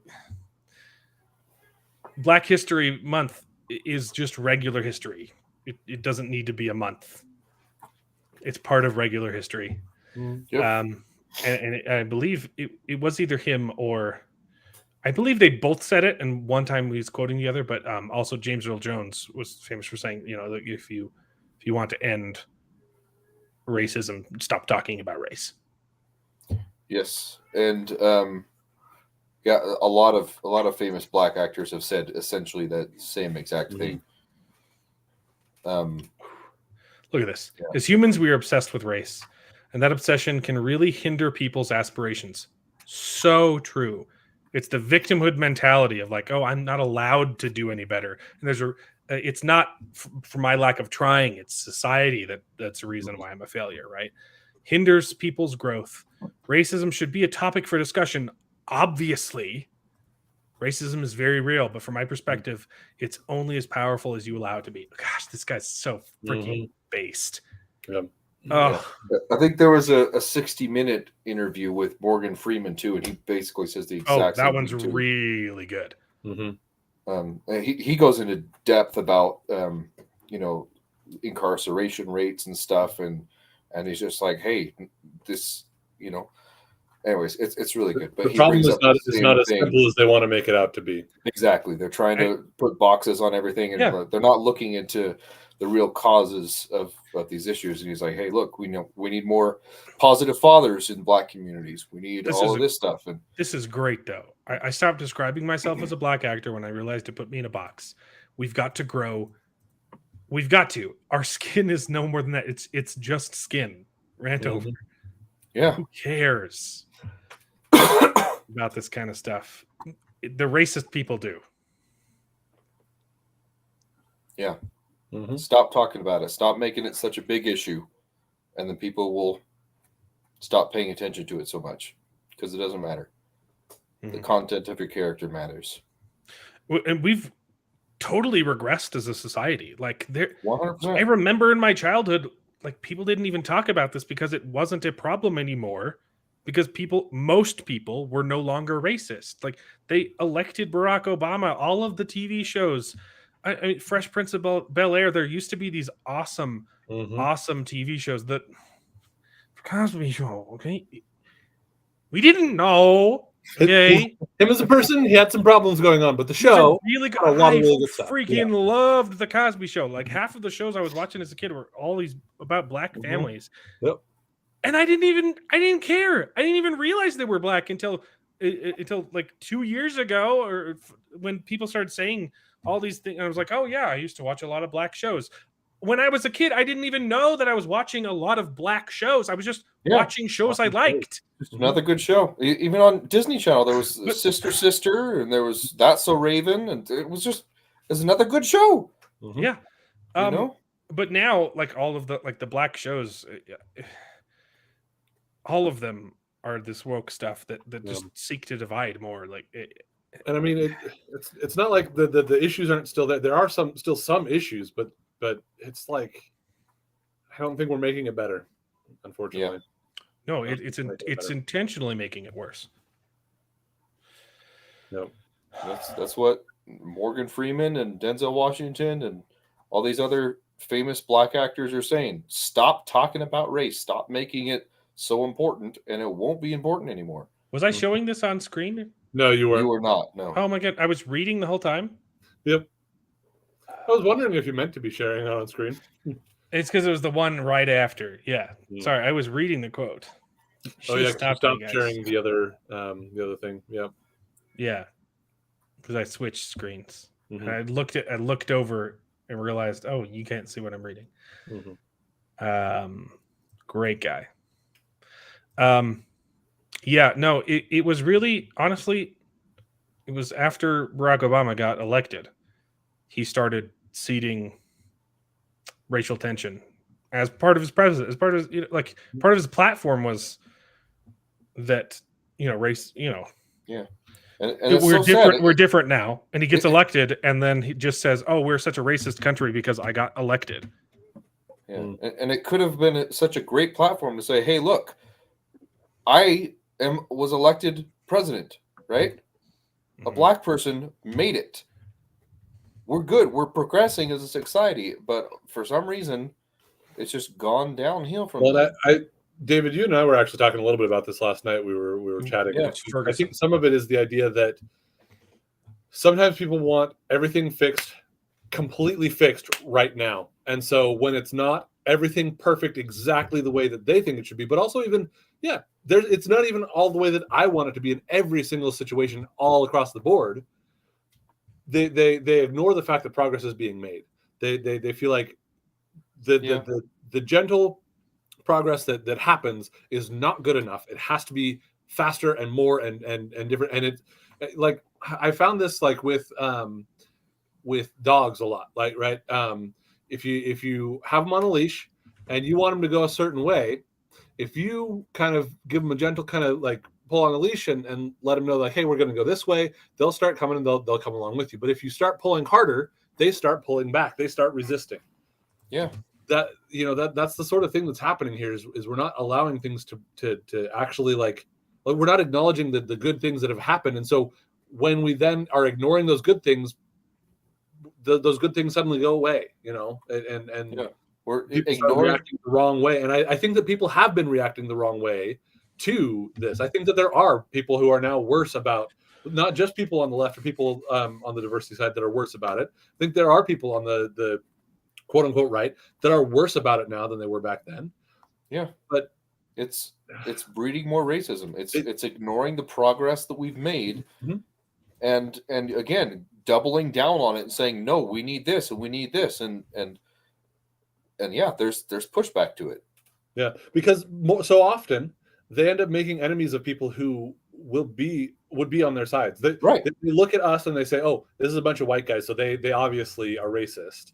When we are people who I know, based on the beliefs that I know we all share, believe that everyone is a child of God and everyone is important and everyone, it matters to love them and be kind and be nice. But because they're like, oh, because you don't agree with me, you obviously hate me. Right. And so you're making us into enemies when we can and should be your friends, your allies against the actually hateful people that are out there. I believe that they're out there. I don't know. Yeah. It's so frustrating. I really do blame Barack Obama, though. It was during his presidency where all of this started regressing because he started telling the world that he started telling people that everyone was racist. That's not good enough, yeah. Like he straight up said, if I had a son, he would look like Trayvon Martin, the guy who did some very bad things. But yeah. I believe it was by design to seed fomentation and hate. And it's unfortunate. And it's part of what I'm trying to do here is to help bridge that gap and help change culture and let people know that you don't have to believe all of these lies. It's okay to just enjoy things. It's hey, if you're a black person, guess what? Maybe shocking to hear.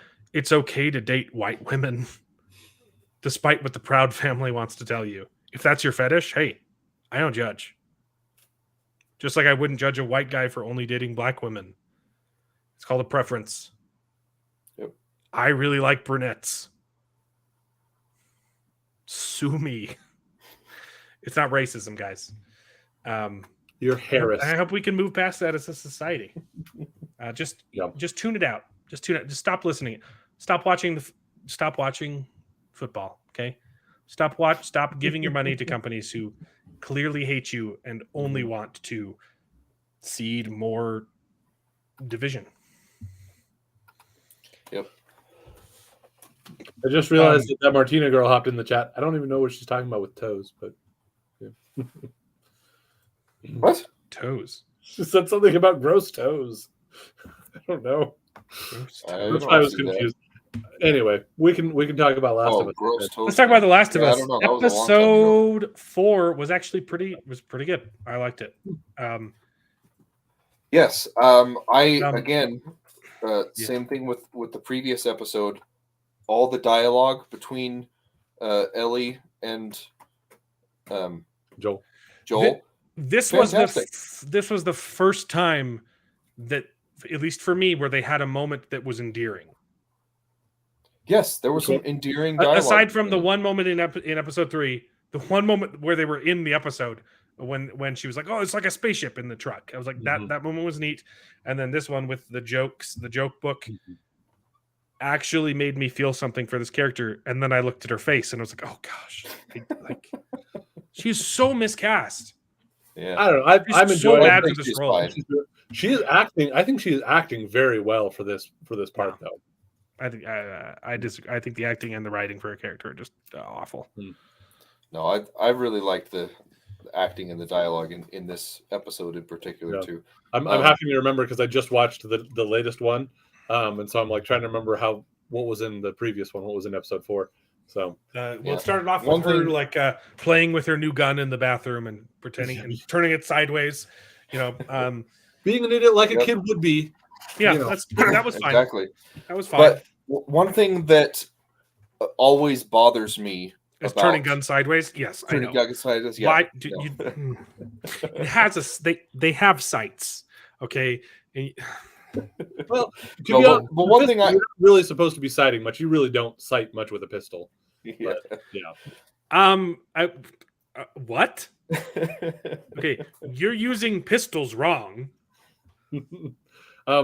My military friend. Corwin, you said you were going to be on later. Could you please, if you're going to show up, now would be a good time. Hey, I'll take him more than anything, but because I need some backup right now. In the same way that Jared just said, you don't sight pistols much.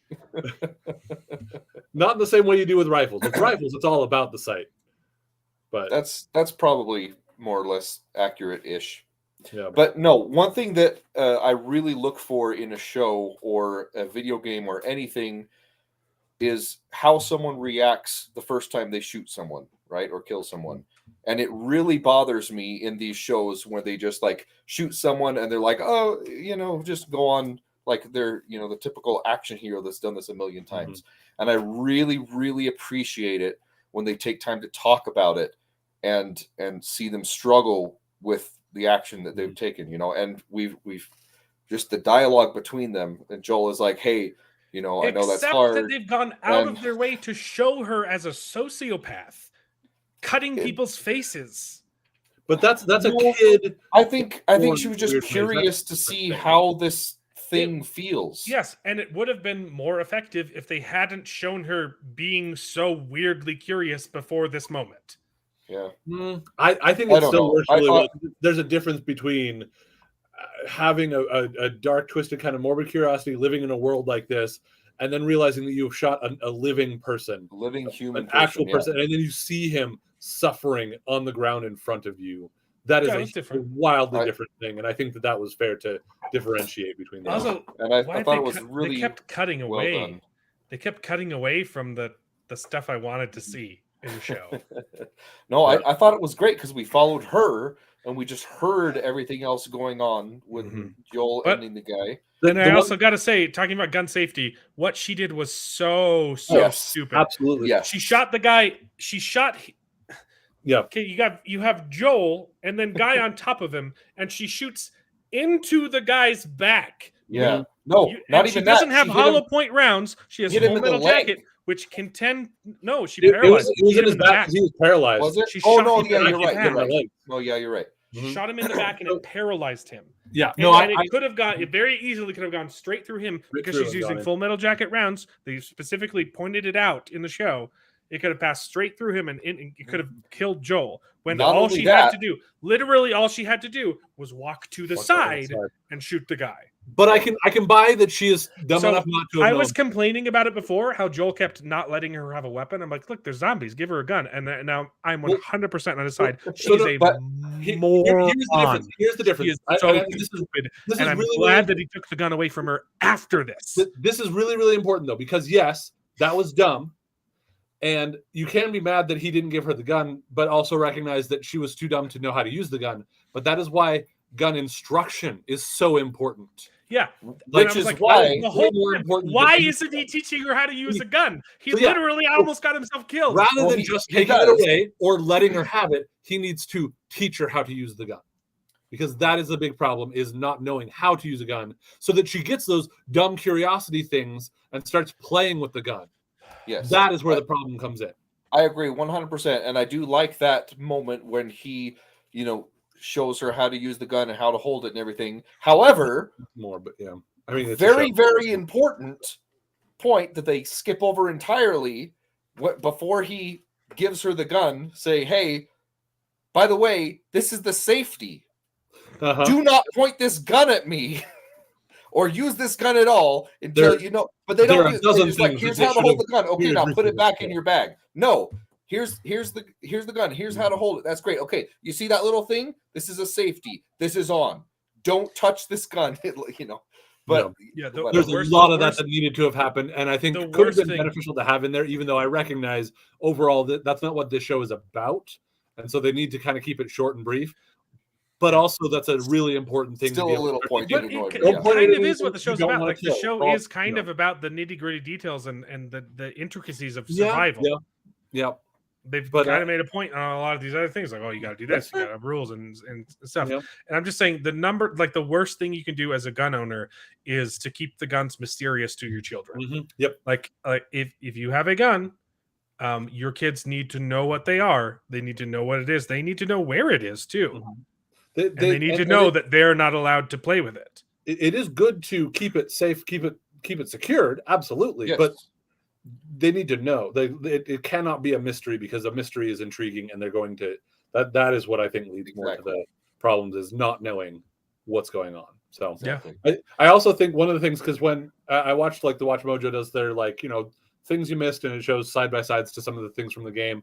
So even though you're absolutely right, one of the other key things with gun safety is always know what you're shooting and what is behind it, because there's a good Yes. chance that you're either going to miss or that you're going to go through the thing that you're shooting, like could have happened with her shooting at the person at Joel. However, it looks like in the game, that's basically how it was blocked out in the game too.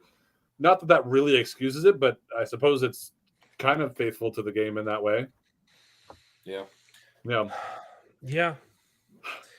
I was So- disappointed with a lot of the action in this episode.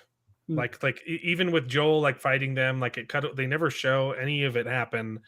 And especially if this is the moment where you're going to scar Ellie, like, it seems like that's something that you would want to show instead of cut away. Yeah. Except when he makes her leave, when he finishes the job, I thought that was executed well, because it makes sense to not show that, Yep. right? And it Because shows he's her still sending struggling. her away so she doesn't see it. But the rest of it, I don't know why they kept cutting away. Like, I Yeah. didn't even get to see Joel be cool and kill a bunch of guys with his rifle. Mm-hmm. Also, they just left Bill's house, hmm who is a hoarder, like, he's a prepper, and they showed his wall Of guns. Yeah. of guns that would all be super very lots of useful. And Joel takes a bolt action hunting rifle. Yeah, good point. Might have something to do with the ammo that's available for it, but Then say that. Ammo, And say Yeah. it could have been an endearing moment. She says, "Hey, let's take one of these guns." He's like, "It looks fancy, but they've stopped. You know, you can't find the ammo for those guns." Even with all It the would have ammo, been he interesting has, I have 10 world pounds building, more. and that's why, as much as I'd love it to, the bullets have been gone for a long time, so we're stuck with this one. Yep. Because these are the ones that people can reload with their reloading machines, right? Mhm. Like, Right. even though that wouldn't make a lot of sense, but Yeah. it would have been something. Yep. Yeah, 100%. So yeah, I really like this episode. I have 2 complaints. One of I them have is very minor. Really, really big complaint. Yes. I think at I have the an end. idea what it might be. So the first complaint is just minor. I was a Mhm. little bit annoyed that there still weren't any zombies in this zombie apocalypse show, other than whatever the heck is pulsing from the ground. Probably one of those armored big Hey, they might bloater guys or whatever. have brought back the thing that I didn't think they'd bring back, the tentacle where everything's Maybe. connected. Maybe. We'll see.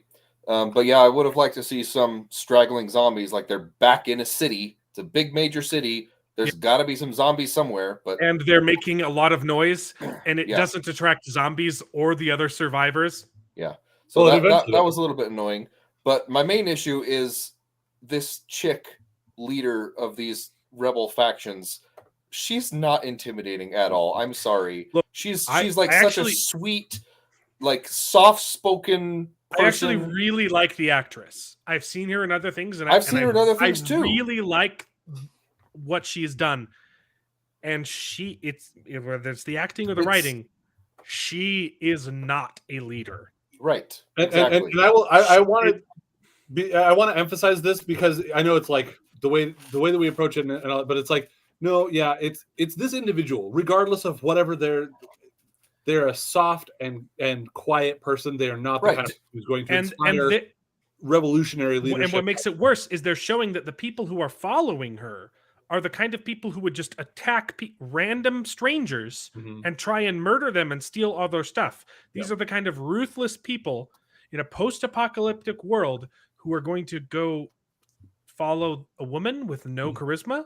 I will say one I'm sorry, thing. but apparently all of our post-apocalyptic chaos, societies, they're all extremely progressive. Yeah, I will say one thing. None of them are misogynist at all. Some of this is answered kind of in episode 5. There's at least Also, a she is reason. making horrible decisions. Mhm. She kills their only doctor, and it wasn't even like in front of everyone else to prove a point. It was just because she got mad. She decides not to, and then I'm gonna go back. I'm gonna go kill our doctor real Well, quick. she didn't decide not to. She was interrupted with the guys coming back. She was pretty determined to kill him before. And yeah, then they it's show still her a pretty secondhand stupid- man is this freaking I know, right? obviously Grizzled military experience, Manly beard. decked out. He's got a beard. This dude is like, I don't even know who he is, but I'd follow him. Yep. Okay. Yep. But she's the leader. By the way, that guy apparently is the actor they used for Tom, like that was for the game and in the game for Tommy. Oh, for the brother? Yeah, for the brother. Cool little nod. So I've heard the Joel had a cameo too, didn't he? and I don't know if I've seen it, but I know that they're planning. That there's several of them that they have cameoed in there. The actors from the game. I have not read the Xanth books. I have never even heard of them. Is it part of a series or the author? Give us more details. But I will put it on my list if they're real good. It's a long list. Okay, just be forewarned. I've got a long list of books to read. Here's Anthony I've heard of him. Xanth. There's a lot of. Oh my gosh! There's 48 books in the series. Oh no, yeah, 48 books in the Xanth Magic of Xanth series. 47 Here's out. Anthony. One that came out January, and then there's a 48 that is apparently planned. Holy That's insane. Dating back Sounds to cool. 1977. I like me Nice. some old school fantasy stuff. But, I need to read a couple Oh. Drizzt. I need to read a couple Drizzt books first. Mark, which book So- in the series do you recommend we start with? R.A. Probably the Salvatore. 17th. Yeah, 17th one, and then work your way backwards. No, David, don't give him that kind of leeway. Don't ask him which book to start with. I don't want to know. I'm not going to take his Oh, advice. hey, I'm look! gonna- Look! I'm- He He started with the one at the beginning. He started with the first one. It's a miracle. And then he jumped 5 books and then worked his way backwards. He didn't start with the one at the beginning, book 4. Start with book 4. Yeah. I'll put it's on my radar now. There's a lot of old school fantasy that I want to get into. I want to get into more sci-fi too. There's just too much to do, guys. Too much to keep track of. But before I do that, I do need to read some of the Drizzt books, at least the first one, the R.A. Salvatore. Those are the books that were actually part of the D&D lore. But Yeah. I did I've actually been wanting to get back to. I grew up reading the like mainline Dragonlance series books. So not like, because the Dragonlance saga is just huge, and it's got like the expanded universe from Star Wars. Just so many different things that you can get into. But there's the mainline Dragons of Autumn Twilight, Dragons of a Summer Night or Winter Night, Spring Dawning, and then Summer Flame. I think coming on. That's one that I want to get back to because I read it a lot when I was younger, and those would be good ones to get into. That's my next thought. Gutierrez is asking about the 65 trailer. Have you seen that? the dinosaur one with Kylo Ren. Yeah, it looks I've like a seen fun a time. trailer for it. I don't know if I've seen the latest one or anything. But It looked interesting. I'll definitely check it out. It's Might probably as well going to be stupid and nonsensical, action-packed awesomeness. You know, I think I remember the director being someone I liked though. So Yeah, looks fun. yeah.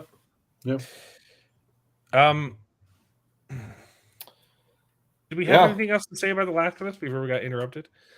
No, that was really my only complaint. Is she doesn't seem like the leader type. Like she's soft-spoken, half mumbling all her lines. It's like you're not intimidating. You don't look like a leader. She doesn't have charisma. Yeah, again, I saw that actress in other stuff. Like she was in this other Netflix show about the murderer neighbor, Candy, I think it was called. She was good in that. Yeah, because like you can have an opportunity for someone who's like one of those like female bodybuilder, like really jacked sort of thing. You could do that.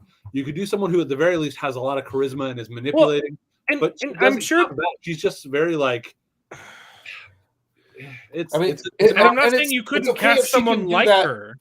She can have that personality and be soft spoken and like really this guy, and then she like comes in with an ice cutting threat, you know, and she turns on this person is not somebody that gives that threatening impression at all. No, threatening or charismatic, either one. Right. Yeah, but so that was a little bit disappointing. But other than that, that was my and the lack of zombies, which it's fine. Not every single episode has to have a zombie in it, but it's kind of go watch this latest episode. Yes. Episode 5. Yeah, I heard there's zombies in episode 5. At least one. I would hope so. I mean, they teased it quite a bit, so we'll see. Yeah. We'll watch it. It's something. I think we should go see Knock at the Cabin and talk about that next week too. Because I'm down for that. I was also thinking about it because I was like, oh shoot, if we watch the episode and talk about it this week, then we'll really need to go see Knock at the Cabin, so we have something to discuss next Sunday. Yeah. The other book I was thinking of is also I need to read Drizzt, and I also need to read Solomon Kane. Those are the ones that are already on my list for like the old school fantasies before I get to some Xanth, I guess. That does sound like a really long list. And then those are like the old school ones that are on my list. Do you want to know my other list? I want to read Razor Fist's book, the long Moonlight, and book 2 is coming out. I did the Kickstarter to get both the book and comic book for the Shadow of the Conqueror, so that's on my list. And I'm rereading The Wheel of Time. Let me pull up the list. Oh, there we go. Okay, because I don't like being questioned, especially on my stream. So let me pull up. Yeah. Yet you keep having me back. Shadows of the Conqueror is really fun. You can see the inspiration from Brandon Sanderson-esque world building. It's pretty fun. Good. What was that called? The Shadows of the Conqueror? Shadows of the Conqueror. It's by Shad M. Brooks from Yeah. Shadiversity Mhm. YouTube channel. Oh yeah, Gorilla just Pretty good. no Gojira, sorry, just watched Knock at the Cabin. Let us know if it's good because we'll check it out. He so did. okay, so the ones that I most important ones I need to read. I need to read The Hobbit this year. I just finished Foundation. That's off my list, boy. Foundation is by Isaac Asimov, right? Yeah, Ooh, he's like dude. the OG sci-fi I know, writer, right? and I was like, I wasn't looking forward to it. I was like, this is. I thought it was going to be one of my like homework books. I was like, I need to read it eventually, and it was a lot shorter. And I was like, I need a quick little in between novel. And I was like, I don't think I'm going to like this that much. Dude, he's famous for a reason, man. Yeah. Holy cow! Foundation slaps. Prepare to be disappointed. It's probably not M. Night's worst movie. Yeah, I think it's still. It looks worth watching. He said it's probably his worst. Probably is his worst. Oh, it's Worst movie, probably his worst. Well, then we'll have something to talk about, right? Mhm. Okay, thanks for letting us know. I need to read Rebel's Creed. That's the second Daniel Green book. I've read the first one. I need to finish. I want to do the whole Enders series, but I need to start with Speaker for the Dead. There's a lot there. Yeah, I but have Speaker, them. I have but- almost all of them. They're all Speaker for the Dead is the most important one to read. I think because that was what spawned the idea, but he had to write Ender's Game first. Right. So I really want to read that one, and I've heard really good things about the other ones. I don't know if I'll get to them soon. Homeland is the Drizzt book I need to read. I just got Gunmetal Gods, which I've heard is really good. I just got Sufficiently Advanced Magic, which I'm looking forward to reading, and I just got Shadow of What Was Lost. I need to read the Gentleman Bastards sequence. I need to read Lightbringer, which is another Brandon Sanderson kind of knockoff thing. I need to read The Dark Tower. I need to read. I don't know if I'm going to do the whole thing. I'm going to read some of the Dresden Files. Okay, and I really, really, really eventually want to get to Malazan Book of the Fallen, which is just as it's longer than the Wheel of Time. Wow. But I've heard it's really, really good. And then eventually, maybe if he starts writing more books, I'll get into Song of Ice and Fire. And then I need to read the Powder Mage because I met the author at Sanderson Con, and I promised him I'd read his book. I promised him I'd buy his new book. I was like, but I need to read your first trilogy first. So those are the ones that are on my like immediate. That's a pretty good list. That's an understandable list to say there's a long list. All right. Oh, and then I also, in between all those books, there's going to be a Terry Pratchett Discworld. Because those are my usual palate cleansers, but I decided to throw on mention the 3 more Sanderson books coming out this year. Yeah, so there's those. So 4 more Sanderson books coming out this year because there's the 3 secret projects and the Cytoverse one. Probably going with Small Gods next with Terry Pratchett, or it's either that one or Mort, or Guards. I don't know. I don't know which one I'm going to start first. Yeah, Gojira. I have the Space Trilogy by C.S. Lewis, and I have never read it. It's on my shelf though. It looks good. What did I miss? Oh, the Green Bone Saga. I need to read that one too.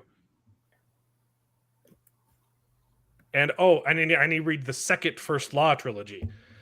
Because the first one is so flippin' so good. Oh, and I also got a bunch of Robin Hobb books I need to read. Not all of it. I'm probably not going to read all of them, but I need to at least read the first trilogy, the assassin one. So I want to finish reading the Foundation series. I've been thinking I want to check out the rest of the Dune books. Yeah. Oh, and I need to read Murderbot as well. Those ones are real. That's another sci-fi that's real good. So, I have Dune too. So that's my list. That's a long list. It's a good list. Yeah.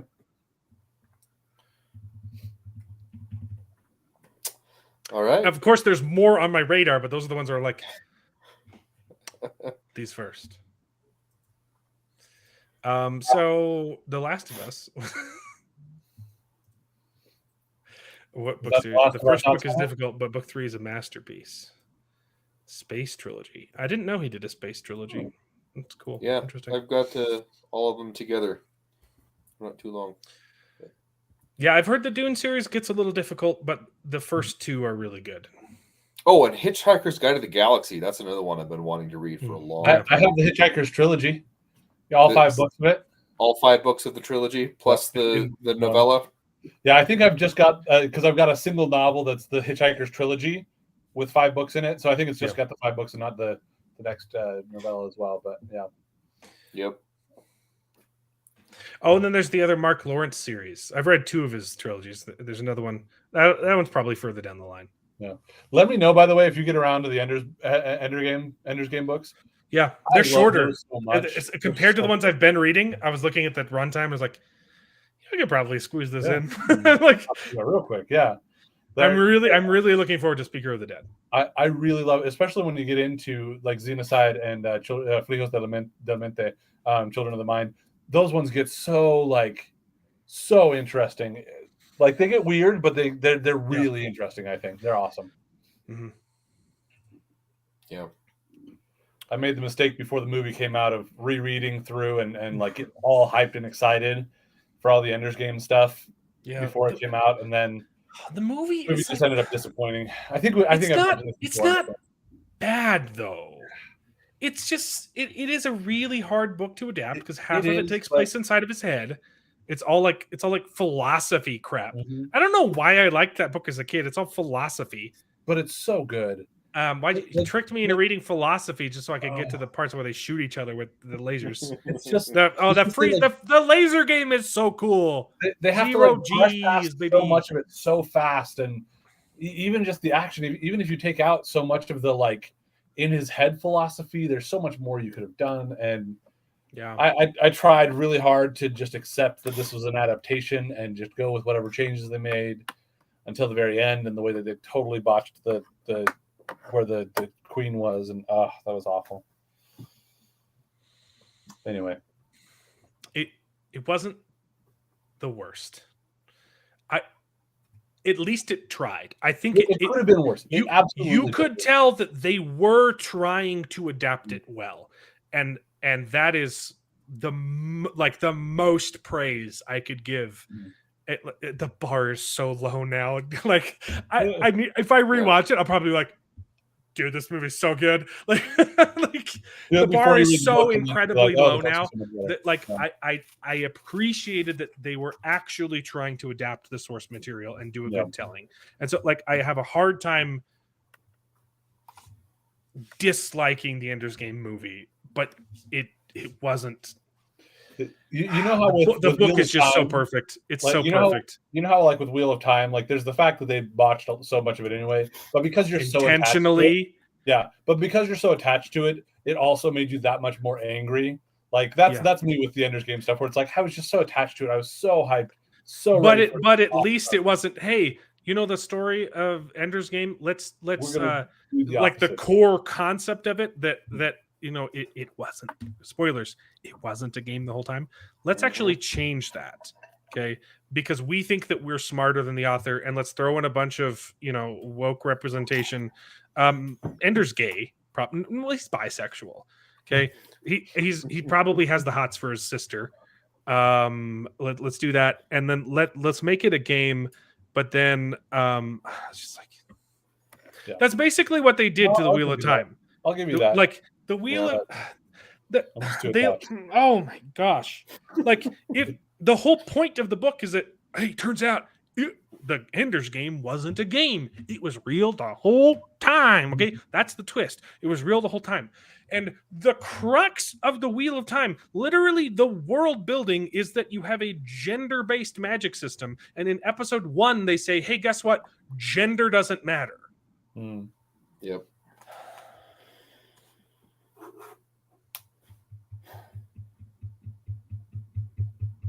Season 2 is coming, baby. I am so ready. Well, I finished book 2. I'm not ready, so I need to finish book 3 because they're going to squish those 3. They're putting in elements of book 4 into season 2, which I think is silly. Really? They don't need to show us Fail yet, but especially because So Fail is Perrin's love interest. who comes in book 4, and it makes sense in the series. And they're bringing her in season 2 after giving a parent a wife who has just died. It doesn't. They gave he's not married in the books. They made him married. Just barely killed his wife off, and then they're introducing his love interest in the next season. Yeah. I don't know what they're doing. And Rafe Judkins just got another job. Doing what? Doing we talked about it a while ago. He not Warhammer. He's doing Gears of War now. Right. So there's that. Yeah. Yeah.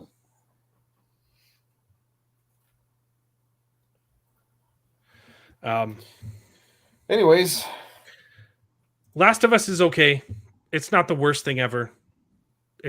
I've got some serious problems with it.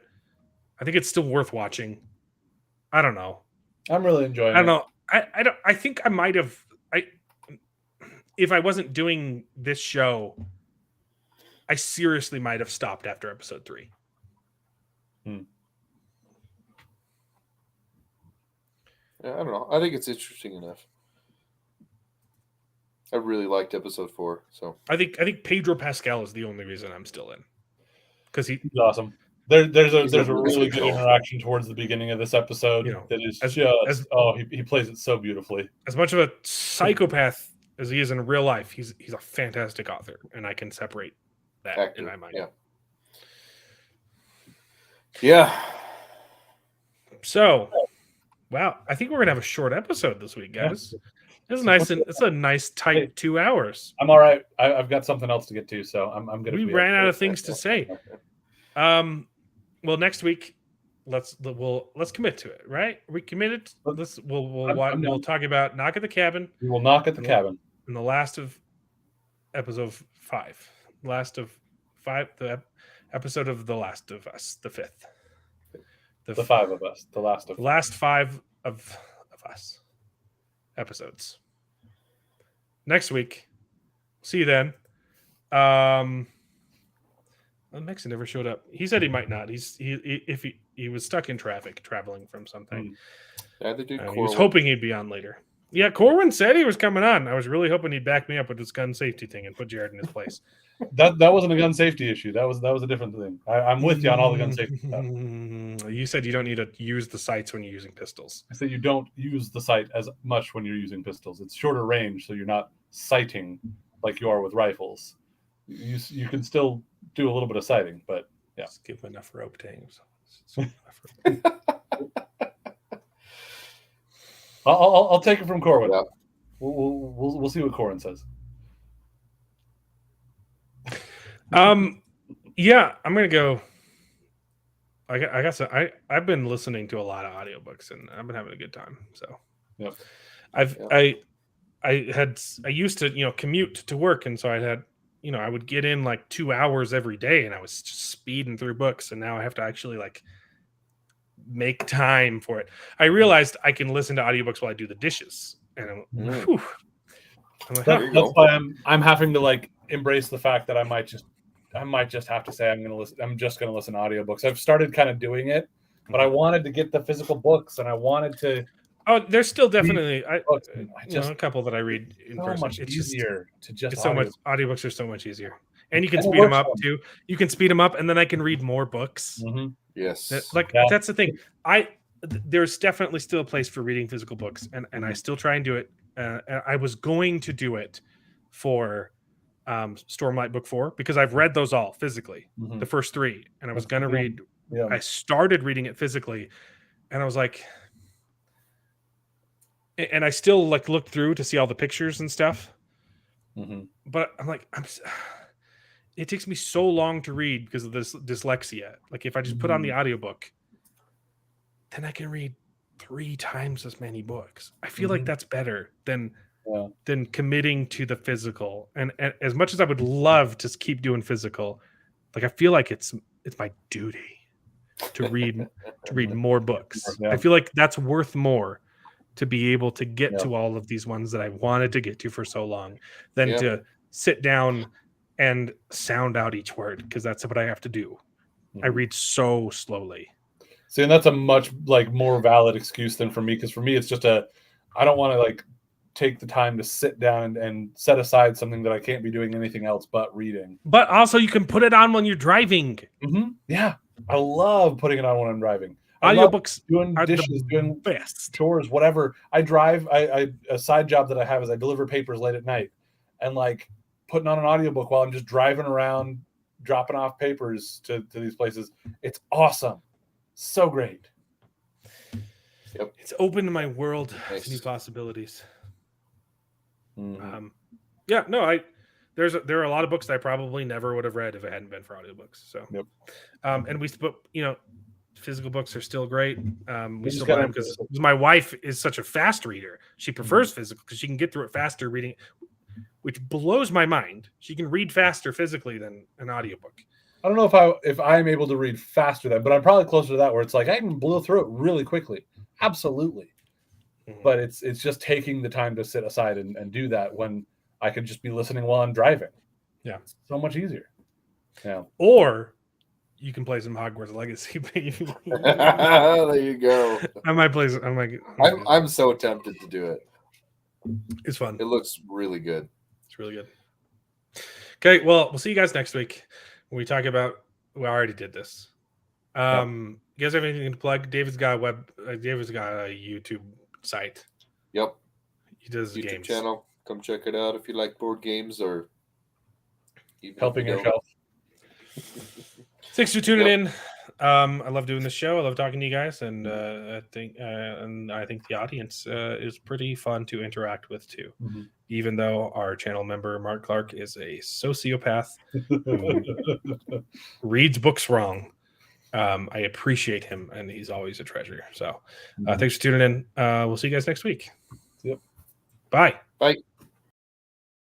And now it is time to say goodbye. We had a great conversation. It's been fun. But all good things must come to an end, and the goodest ending I can think of is... Right now, this moment, this night. So I guess we just say goodbye. So, goodbye. Toodaloo. Au revoir. Auf Wiedersehen. Ciao. Ding dao day. But come back next week for more outrageous bloopers. This is the end. Well, there's only one thing left to do. I'm gonna go home and sleep with my wife.